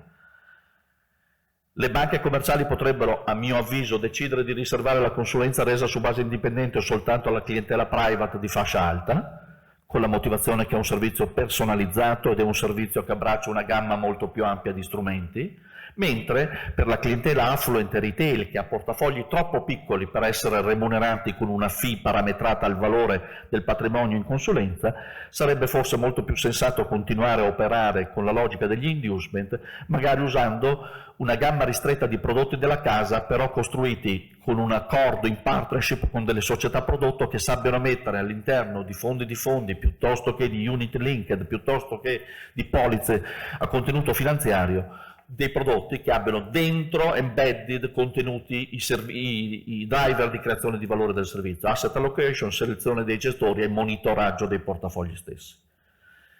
La vera sfida che è a disposizione nell'ambito della consulenza resa su base indipendente a parcella, fee on top o addirittura fee only, e quindi tipicamente ad appannaggio delle società più piccole o delle reti o delle società come le SIM o le SCF, che decidono di proporre questo servizio a clientela di fascia alta, irrobustendo i contenuti del servizio, andando così a giustificare la loro fee di consulenza su un perimetro di patrimonio che sicuramente si allargherebbe. Come entra in tutto questo il value for money? 2 minuti e poi chiudo. Beh, innanzitutto che cos'è il value for money? Beh, per come ce l'hanno presentato le autorità europee, è la necessità di dimostrare che c'è una coerenza tra il valore che abbiamo effettivamente generato per l'investitore, misurabile in termini di risultati e qualità del servizio, e quello che il cliente è stato chiamato a pagare. Il problema è misurare questo valore. E come si misura questo valore? Da un lato ci sono sempre la fabbrica prodotti, il nostro partner in questo cammino, e dall'altro lato c'è chi gestisce la relazione. Per le società prodotto tutto sommato è semplice, ritorniamo a dover verificare se la performance del singolo prodotto ha battuto il benchmark rispetto al livello di rischio che si è assunto. E qui gli indicatori che la letteratura ci ha messo a disposizione, che troviamo in tutte le piattaforme, ormai sono ampi e diffusi, basta usare delle misure di risk adjusted performance come l'information ratio, il sortino ratio, lo sharp ratio, riusciamo tranquillamente a mettere in fila tutti i prodotti, da quelli super eccezionali a quelli veramente scadenti e mediocri. Poi, siccome il costo è già considerato all'interno di quegli indicatori, dovremo fare qualche valutazione sul grado di liquidità, lo spread bid-ask e i tempi di negoziazione per poter uscire e rientrare in altri prodotti, e poi la trasparenza che troviamo nel reporting. Tutt'altro che semplice invece è misurare il valore creato o distrutto da chi gestisce la relazione con il cliente. perché vorrebbe dire esprimere un giudizio sulla qualità dell'asset allocation strategica, cioè di costruzione di portafoglio modello, sulla capacità di abbinare il giusto portafoglio ad ogni obiettivo del cliente in funzione della sua propensione al rischio e dell'orizzonte temporale che caratterizza quell'obiettivo di investimento, di definire il miglior mix di strumenti / prodotti, l'attivo dove vale la pena essere attivi, il passivo dove vale la pena essere passivi, e poi aver soprattutto aiutato il cliente ad evitare di farsi massacrare dai suoi bias comportamentali, cioè il timing con il quale il cliente entra e esce dai suoi investimenti, che è il vero momento in cui distrugge tutto il valore. E paradossalmente è il compito più delicato che abbiamo noi, quello di gestire, aiutarlo a gestire la sua emotività. Quello chi la misura? Teoricamente dovremmo entrare e misurare quale performance avrebbe ottenuto in una logica time weighted il cliente rispetto alla sua performance money weighted, e qual è un sistema che riesce a tracciare tutto questo e dire quanto è stato importante il valore del consulente. Però è lì che dovremmo far ragionare le autorità europee, perché se non si misura questo tutto il resto è chiacchiere. Morale. Quello che mi interessa dire in chiusura in modo forte e chiaro è che value for money non coincide con il costo basso, che è quello che le associazioni dei consumatori, spesso solo o prevalentemente politicizzate, cercano di sostenere, perché il costo è una componente, non è il tutto.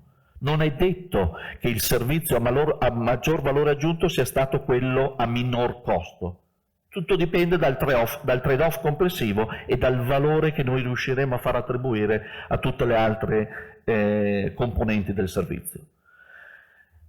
Già prima, parlando di quello che si aspetta la clientela da chi offre il servizio fee only, si aspetta competenza, perché è difficile essere convinti di pagare una parcella ricorrente senza vedere dall'altra parte la restituzione di un servizio a vero valore aggiunto. A maggior ragione, per poter competere nell'ambito della nuova metrica del value for money, dovremo avere persone competenti, e dovremo avere a disposizione nell'ambito delle nostre realtà in cui lavoriamo anche piattaforme che ci supportino nel nostro lavoro, che devono tracciare in qualche modo tutto quello che noi facciamo nella gestione della relazione del cliente mediante una reportistica che tiene traccia di tutte le scelte che abbiamo fatto e delle motivazioni per cui abbiamo scelto la soluzione A piuttosto che la soluzione B, perché solo così riusciremo a dimostrare che abbiamo fatto tanta attività che giustifica sia gli inducement, sia la fee on top, sia il fee only, che è irrilevante.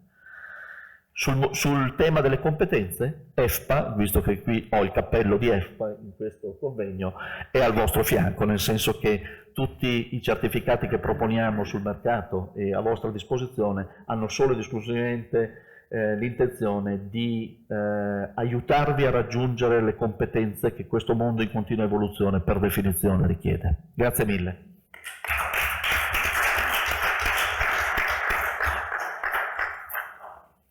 Sul tavolo tantissime cose, tante riflessioni, partire dall'ultima, cioè già un mondo estremamente complesso.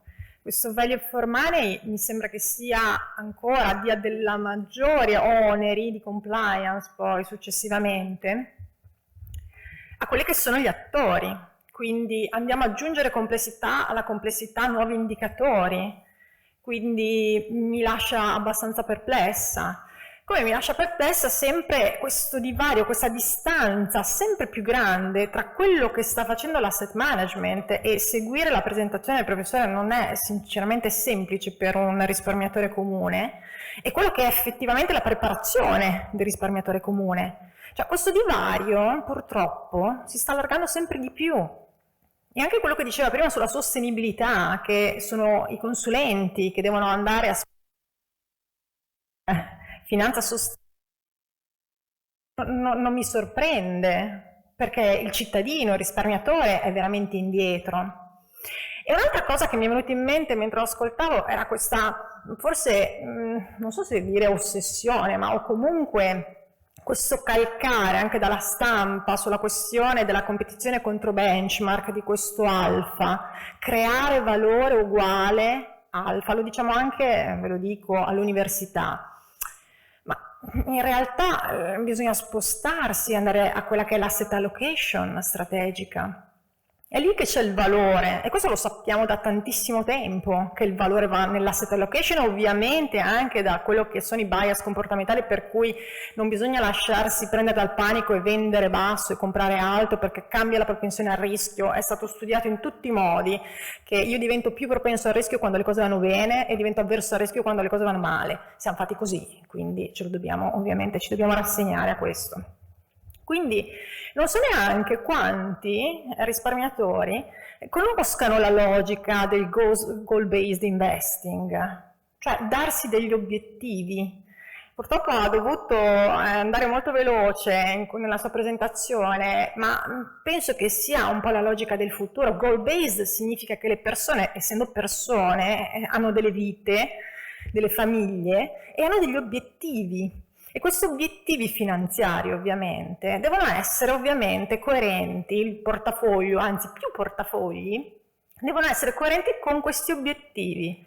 Allora la consulenza ha valore? Assolutamente sì, perché questi obiettivi sono obiettivi molto importanti. Quali possono essere questi obiettivi? Quelli di creare ovviamente un patrimonio per i propri figli, mandarli a studiare all'estero, oppure c'è chi vuole andare in pensione un po' prima. E quindi quello che manca, a mio modo di vedere, è anche la cultura del rischio, che non c'è nel risparmiatore. Cioè il rischio che cos'è? Volatilità, ma è una parte. Il rischio, il consulente finanziario, sempre il mio modo di vedere, deve riuscire a percepire quanto il risparmiatore voglia rischiare, e questa è la propensione al rischio, risk tolerance. Quanto possa rischiare, qui tiriamo fuori il questionario, lo compiliamo, MiFID, risk capacity, ma anche quanto debba rischiare.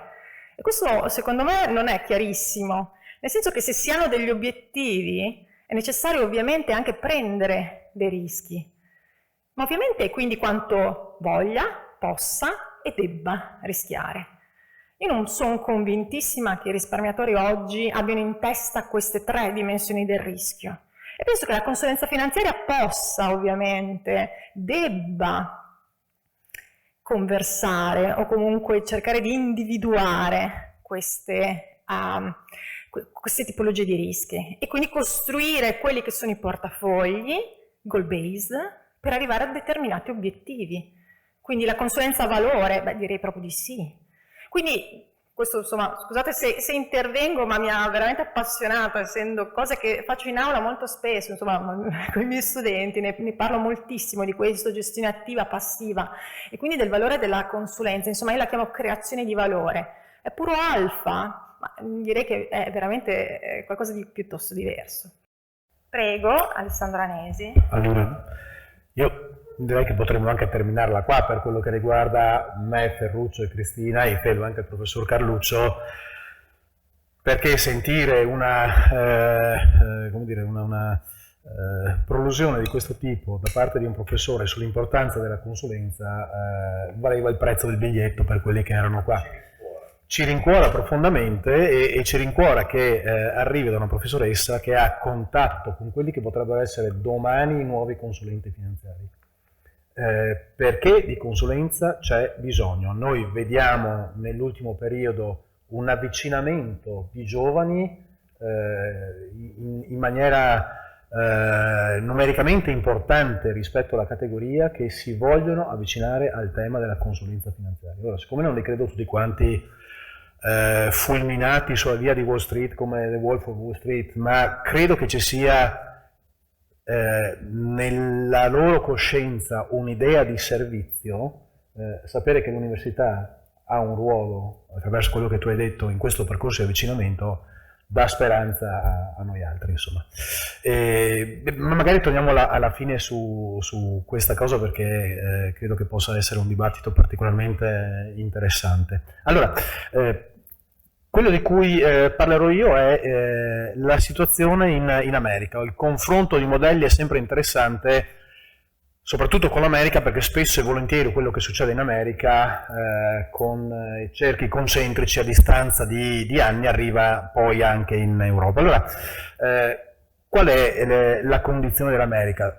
Non sorprende sicuramente che l'America, dal punto di vista della gestione del risparmio, dal punto di vista della gestione del patrimonio finanziario, sia il mercato più grande. Gli indici, insomma, sappiamo benissimo come sono composti. L'MSCI, l'indice delle borse mondiali, vede il 60-65% di aziende quotate in America, quindi quello è il mercato di riferimento.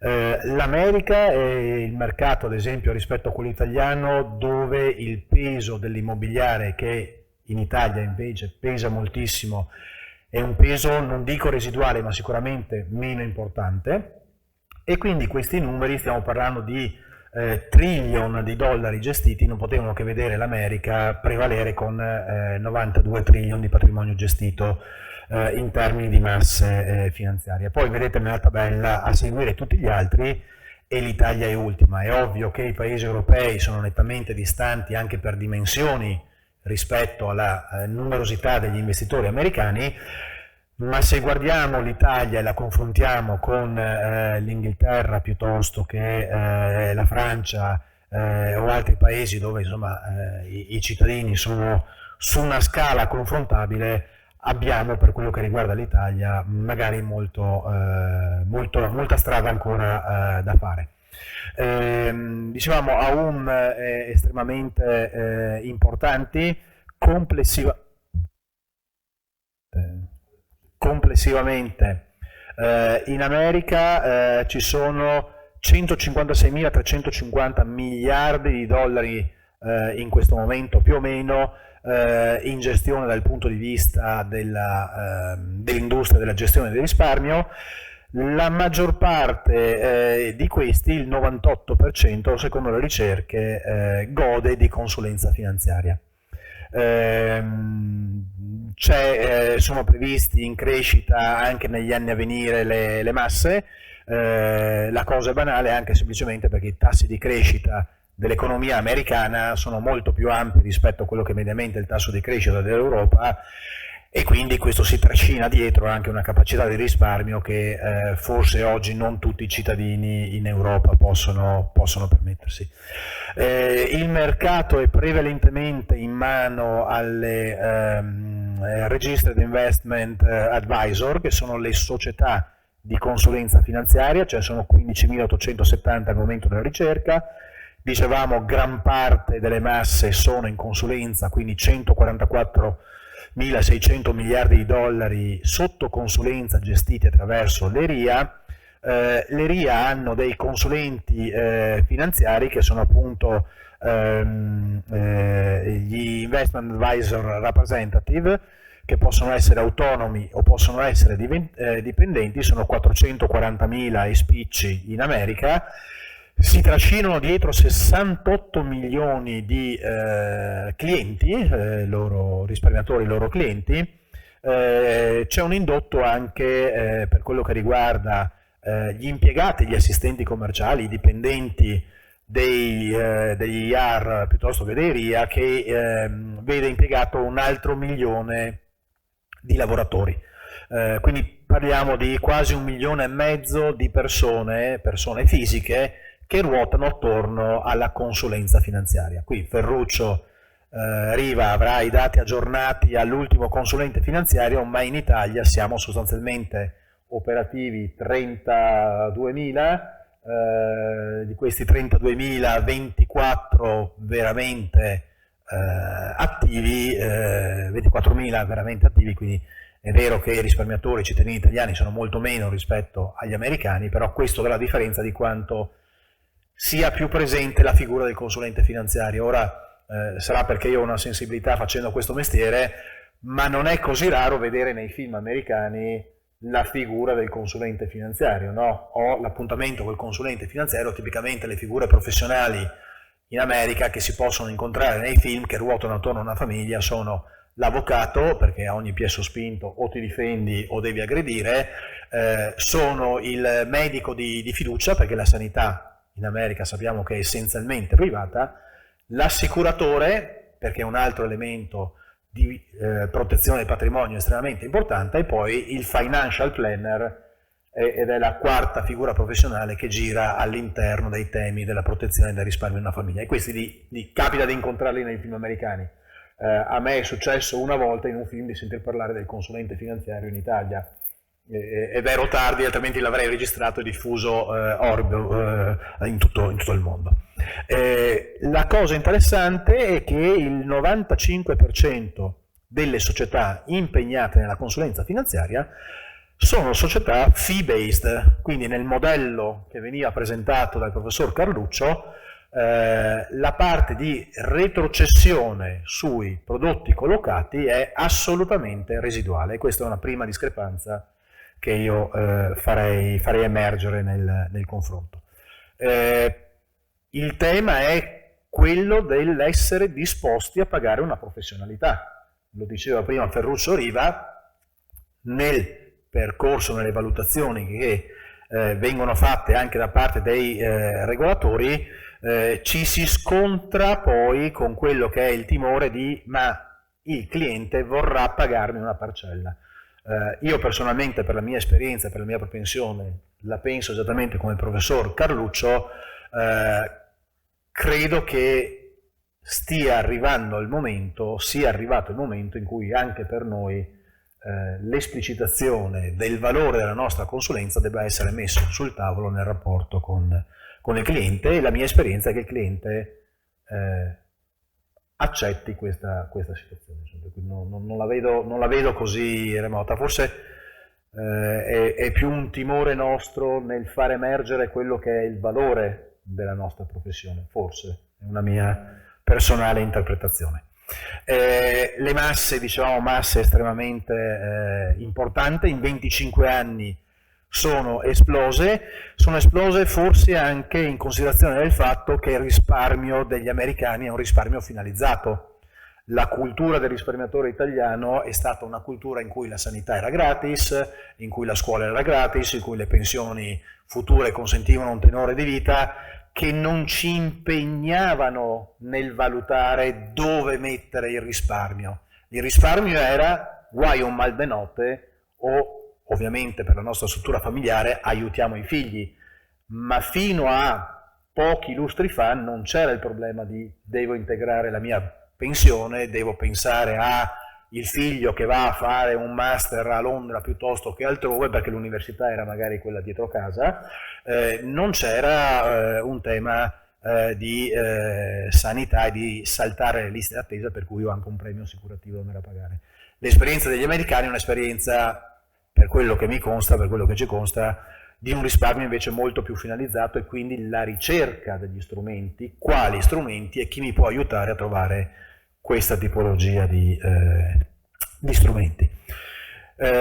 Dicevamo, i consulenti sono sempre più propensi a fornire in America anche servizi di pianificazione finanziaria, per quello che ho appena detto, per cui se nel 2020 solamente il 32,6% di consulenti offrivano anche questo tipo di servizio, oggi siamo arrivati al 45% abbondante di consulenti che offrono non solamente più il collocamento, ma anche un servizio effettivamente professionalizzato di consulenza.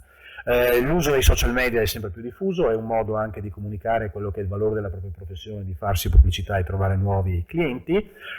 Spesso e volentieri però non immaginiamoci Wall Street e solamente grattacieli con dentro consulenti finanziari, ma i consulenti finanziari sono molto diffusi, estremamente diffusi, tant'è che spesso e volentieri gli uffici sono all'interno della propria abitazione, quindi non solamente grandissime città e rapporti a distanza.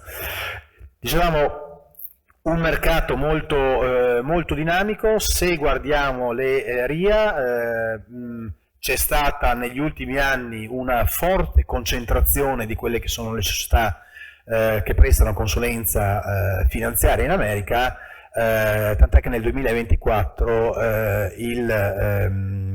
quasi 30% delle società che hanno cessato di essere operative, società che erano registrate alla SEC, derivano anche dal fatto che c'è stato un'attività di fusioni e di acquisizioni da parte di queste società di consulenza. Insomma. Quindi il mercato è molto dinamico da questo punto di vista.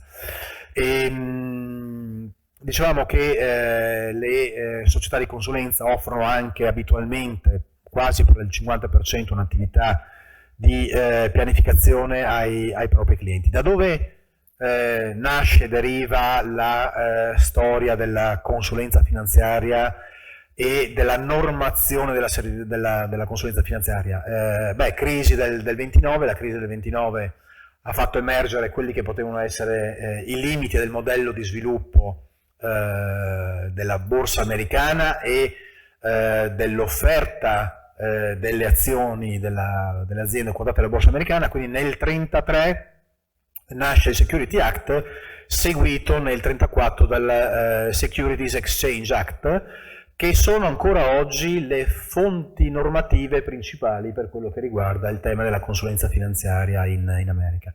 A queste poi si sono aggiunte negli anni 40 l'Investment Advisor Act e l'Investment Company Act.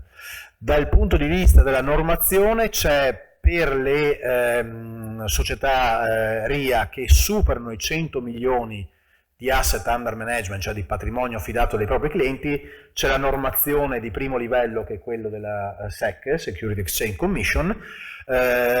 Per le società che non raggiungono queste dimensioni qua, in genere la normazione è una normazione federale a livello di singoli stati, e qui ogni singolo stato ha i suoi modi di regolare la consulenza finanziaria e il collocamento di prodotti, ovviamente in America. Le società di consulenza, le imprese di consulenza che superano i 100 milioni di dollari di patrimonio in gestione devono obbligatoriamente registrarsi presso gli enti regolatori, che siano statali o che siano federali, e la norma dice che devono dare priorità agli interessi dei loro clienti, dice anche che devono essere trasparenti nel dare informazioni ai clienti, devono attenersi a principi di trasparenza e lealtà. Ora, per quello che ci consta e fatto anche nostro le considerazioni che Ferruccio faceva sul GDPR, certamente io posso immaginare che la quantità di informazioni che i consulenti americani devono dare ai loro clienti non sia quella che dobbiamo dare noi, però comunque la norma si è fatta cruccio, si è fatto problema della trasparenza e della difesa degli interessi dell'investitore americano.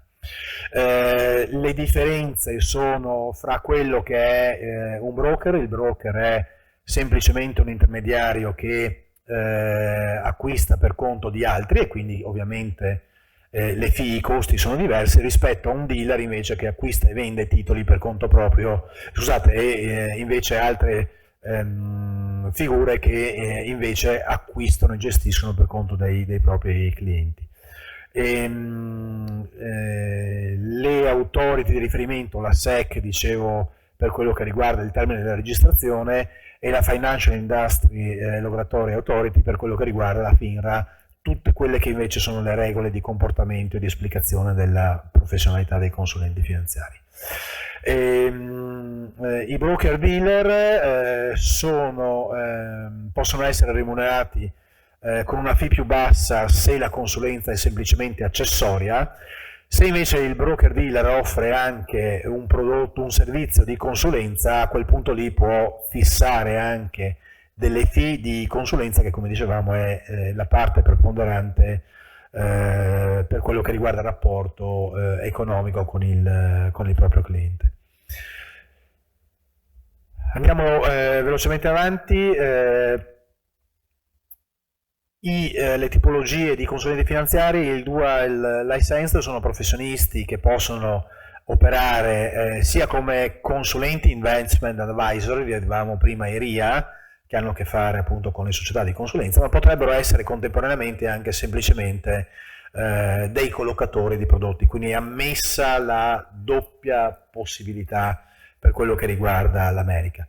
Si sta facendo sempre più presente la consulenza attraverso i robo-advisor, anche perché oggi arriva l'intelligenza artificiale, quindi a maggior ragione l'intelligenza artificiale avrà un impatto da questo punto di vista. Io ricordo, e ce ne ricordiamo tutti quanti, gli articoli di 5-6 anni fa in cui si parlava solo di robo-advisor e sembrava che questa modalità fosse la modalità del futuro e dovevamo scomparire un po' tutti quanti. A oggi i robo-advisor e le società che fanno consulenza tramite robo-advisor esistono ovviamente ancora, ma in Italia gestiscono masse piuttosto contenute rispetto a quello che è il totale del patrimonio in gestione. La remunerazione passa, diciamo, per la maggior parte attraverso una fee che viene applicata sulle masse in gestione. Questa fee è onnicomprensiva e si aggira mediamente attorno all'1%, quindi siamo in linea con i conteggi che aveva fatto il professor Carluccio. Accanto a questo, in maniera residuale, flat fee, hourly fee, cioè pagamento a parcella, come quando andiamo dall'avvocato, si vede nei film americani l'avvocato con delle parcelle a ora che sembrano quelli che giocano a scacchi, che fanno scattare il tassametro, però è comunque residuale come remunerazione. Chi fa solamente collocamento riceve una commissione sui prodotti che sono collocati, come può avvenire anche in Italia. Diciamo un 95,5% di remunerazione che si basa sulle masse che abbiamo in gestione, e qui oltre al tema di affermare quello che è il value for money, perché bisogna farsi pagare, io credo che ci sia anche un approccio di tipo culturale per cui il risparmiatore americano riconosce il valore della professionalità. Io spesso faccio ai miei clienti sempre l'esempio dei film americani. Capita spesso che quando uno si approccia a un medico, nel film alle spalle della scrivania del medico ci sia un'infilata numerosissima di corsi a cui ha partecipato. Quando io guardo spesso e volentieri i prospetti di riferimento dei prodotti che utilizzo, quando si parla dei gestori, anche lì c'è il curriculum vita dei gestori e c'è una quantità infinita di PhD che vengono citati, si dice dove hanno studiato, che cosa hanno fatto, qual è stata l'esperienza. Lo stesso atteggiamento non lo ritrovo quando vado a vedere il prospetto di un fondo di una SICAV italiana, no? E questo mi dà da pensare che ci sia un atteggiamento, una cultura diversa tra il mondo della finanza e tra quello che chiede il risparmiatore, l'investitore americano, rispetto a quello che viene chiesto quantomeno in Italia. Quindi delle differenze culturali che possono anche spiegare quella che magari domani potrebbe essere l'evoluzione della nostra professione. Qui abbiamo un quadro che riassume tutto quello che ho detto e quindi insomma le varie suddivisioni. Quando parliamo appunto di fee, di ritorni, di parcelle su quelle che sono le masse, ci aggiriamo all'1%, quando invece parliamo di un servizio molto più veloce, più blando, siamo sull'ordine del 0,15-0,5% di commissioni, quindi di nuovo in linea con quello che poteva dire che ha detto il professor Carluccio. Ecco, quindi questo quanto per quello che riguarda i miei interventi. Grazie. Vedo se c'è qualche commento dalla sala innanzitutto. Gli stimoli sono tantissimi, effettivamente. Quindi sono certa che i relatori abbiano voglia di fare un commento su ciò che è stato detto, per cui direi in ordine. Partiamo dal dottor Riva. Quali considerazioni per chiudere e tirare un po' le fila? Più che altro delle precisazioni che possono portare a ulteriori riflessioni. La prima cosa che mi preme sottolineare è che noi viviamo in un paese che, come spesso succede, è riuscito a crearsi la propria confusione e quindi difficilmente ne riesce a venire fuori. E noi stessi, quando discutiamo di questi argomenti, sommiamo delle situazioni che non sono sommabili tra di loro. Un po' come dire, la mela e la pera sono diverse, no? Sono due frutti diversi. E questo sorge, ad esempio, ripensando a qualcosa che ho citato prima, cioè la MiFID 1 e il suo recepimento in Italia. Nel 2007 si è trovata l'occasione per inserire qualcosa che non fosse ex articolo 4 della MiFID, cioè l'articolo cosiddetto definitorio di ogni norma, no? Che contiene le caratteristiche dei soggetti e degli elementi che intervengono e richiamati dalla norma, ma in senso è l'articolo 3, cioè le eccezioni, i cosiddetti opt-in out che nel tempo si stanno restringendo, ma che sono a disposizione dei singoli paesi. E in quel momento nacquero l'articolo 18 bis e l'articolo 18 ter del TUF, del Testo Unico della Finanza. Quindi i consulenti finanziari che allora venivano definiti indipendenti e le società di consulenza finanziaria. Me lo sono appuntato perché tu, Emanuele, hai fatto un accenno, ma hai continuato a definirli fee-only e basta.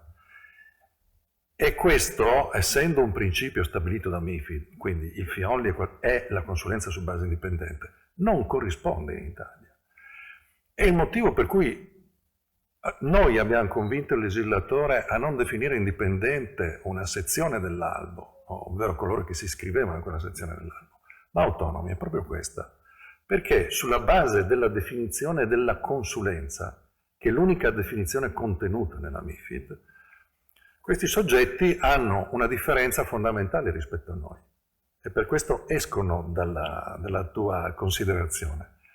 Non possono collocare, possono fare i dottori ma non i farmacisti, per fare un paragone veloce.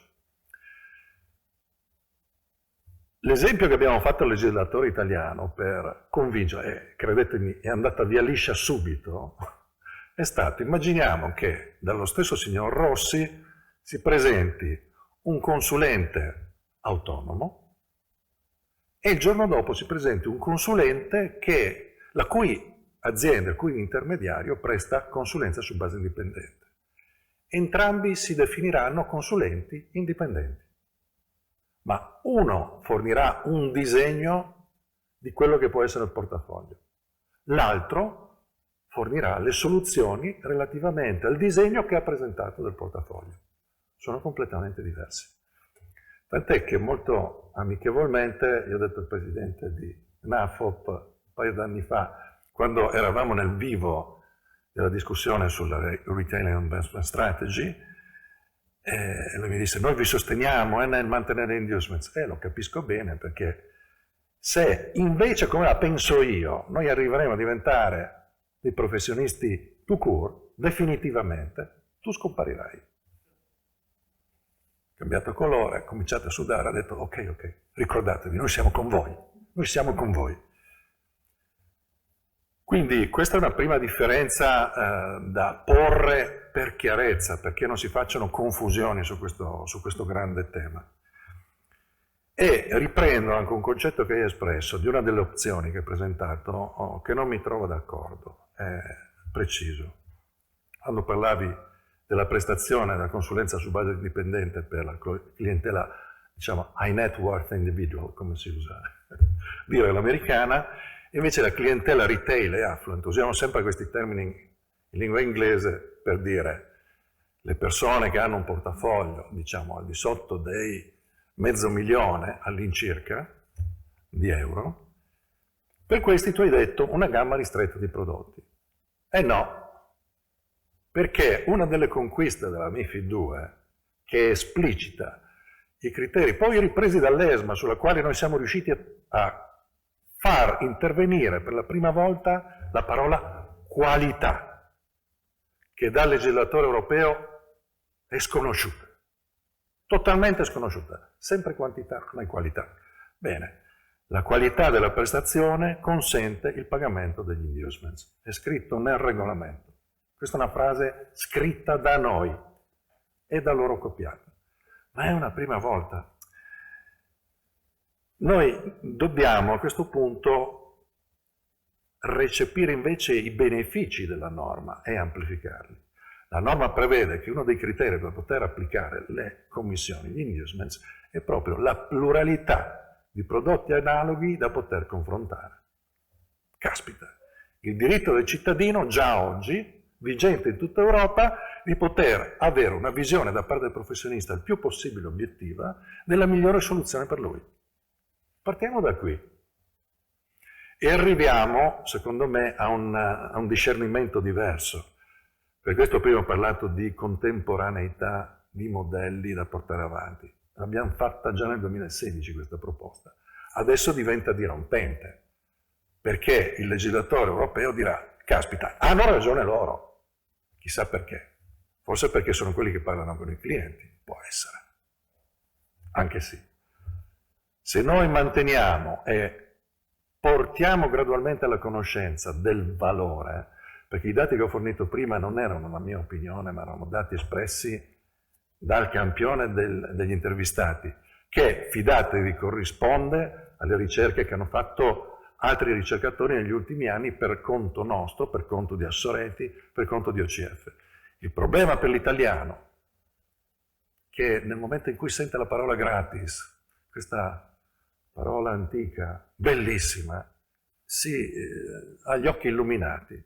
Una volta per tutte forse maturerà definitivamente, sarà il momento di crescita, capire che ogni cosa ha un suo valore naturale, è fondamentale. Allora, spiego meglio quello che sta succedendo nel processo legislativo europeo, partendo dal principio di quantità, intanto.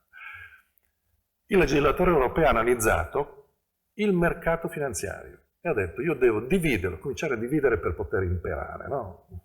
Questo torna sempre fuori. Divido quindi i costi in due tipi, i costi di produzione e i costi di distribuzione, laddove nei costi di distribuzione avviene il processo professionale di qualità.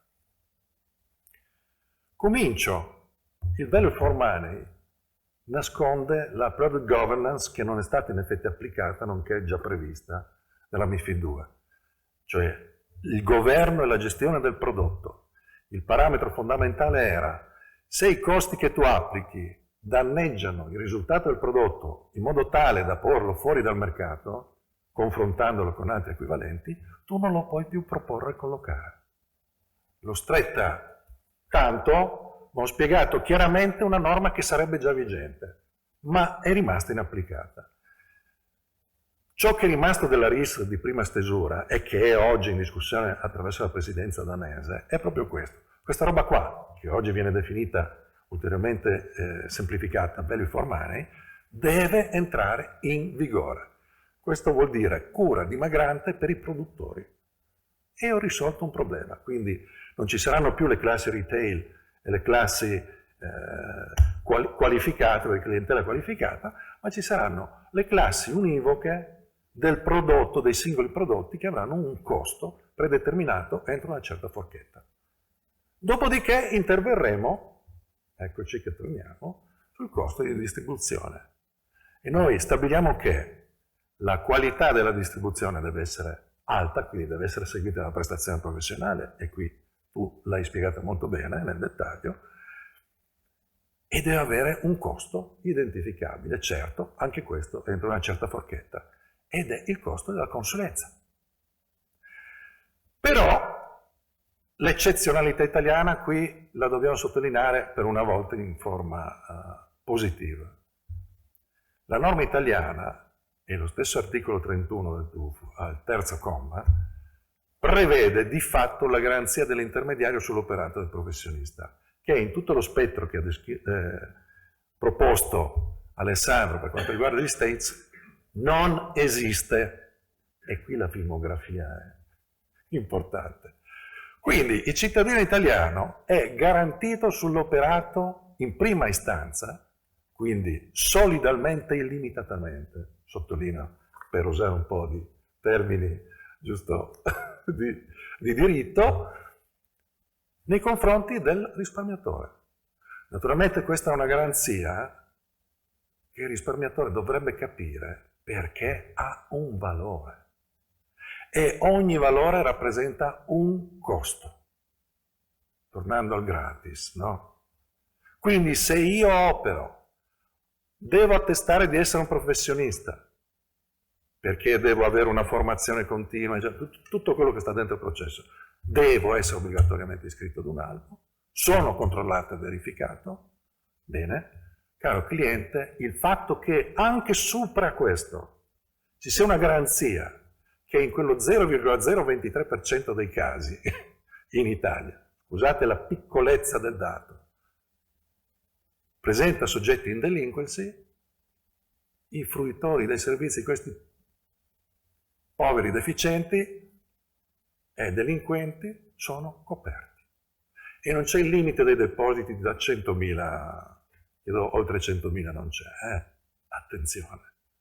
Perché il truffato, il caso di Trento, Bolzano, recentemente di un consulente che era dipendente dalla banca ma altresì iscritto all'albo, abbiamo scritto noi, ha scritto il nostro avvocato, la recensione e ha detto: cari signori e cara banca, ricordati che prima tu rispondi e poi, se il caso, ti rivali. Perché spesso e volentieri si sente dire anche l'intermediario: no, io non vorrei, non vorrei, ma se vuoi. Rifaccio le canzoni dei miei tempi. Non è così. Quando noi abbiamo stabilito bene, come abbiamo spiegato sempre qua a Pordenone un paio d'anni fa, questi criteri, abbiamo superato anche il pensiero del gratis o del valore. Il value for money qui diventa il value for professionality. È un'altra cosa, che è ancora più importante. Giustamente, come diceva la professoressa, è l'allocation, quindi la prestazione, lo studio, il seguire il processo, l'ottimizzarlo nei confronti degli obiettivi, che dà il valore intrinseco, e tutto questo non può essere gratis. Una volta che il cittadino l'ha capito, siamo effettivamente a posto. Poi quando riusciremo a far capire, attenzione, la prima volta che è comparso, negli ultimi 25 anni, il principio di asset allocation da parte di un regolatore è stata in una consultazione incidentale di 3 anni fa, nel 2022. Quanto tempo ci è voluto per fargli mettere il principio che la MiFID 3, che ha da venire, dovrà prevedere la valutazione della qualità dell'asset allocation come parametro di rischio e di costo e non più il prodotto. Dovete immaginare la sofferenza che c'è in persone come il sottoscritto, che si interfacciano continuamente con questi soggetti a fare la goccia cinese cosiddetta, nel cercare di far entrare dei principi che una volta resi norma diventeranno straordinari, perché aumenterà di colpo la qualità. E il cittadino italiano che è più risparmioso d'Europa ed è secondo solo al giapponese a livello mondiale, ma che notoriamente non sa usare i propri soldi, diventerà un cittadino ricco. Direi che siamo giunti al termine, abbiamo questo onere alla dottoressa Gugliati di chiudere questo incontro. Credo che siamo pochi, ma gli spunti siano stati veramente tanti. Mi ha fatto estremamente piacere il suo discorso sugli studenti, perché c'è un bisogno disperato e noi li vediamo dall'altra parte. Gli studenti che diventano lavoratori, ma mi ha fatto tutto mamma e papà, i quali, torniamo a bomba, non ne capiscono un H e vanno da chi, ahimè, gli piazza qualcosa, ok? Quindi ben venga la scuola, noi da canto nostro facciamo tutte le iniziative possibili e credo che questo sarà propedeutico allo sviluppo. Quindi anche poi sul discorso consulenza, se veramente formiamo le nuove generazioni, sarà inevitabile la trasformazione del mercato. Ma prima Purtroppo dobbiamo passare da questo, per cui secondo me è veramente fondamentale. Detto ciò, bisognerebbe anche ascoltarli, quindi torniamo al discorso 20% noi, 80%, scusate, non so se ci sono bancari, di piazzisti. Come mi disse, e con questa chiudo, qualcuno che mi ha insegnato la professione quasi 30 anni fa, ricordati che il 15% è tecnica ed è tua, e l'85% è psicologia. Se tu non li ascolti, se tu non li accompagni, se tu non gli insegni, pochi grafici e pochi indici e pochi numeri gli puoi dare. E in questo poi, conseguentemente, viene anche la trasparenza, che è di costi, che è di prodotti, che è di tutto quanto, e di buste arancioni, banalmente, che mancano sempre. Detto ciò, direi che liberiamo la sala giusto in tempo al professor Miani a 5:30. Perché con 2 domande ti facevo un'altra conferenza. Grazie professore.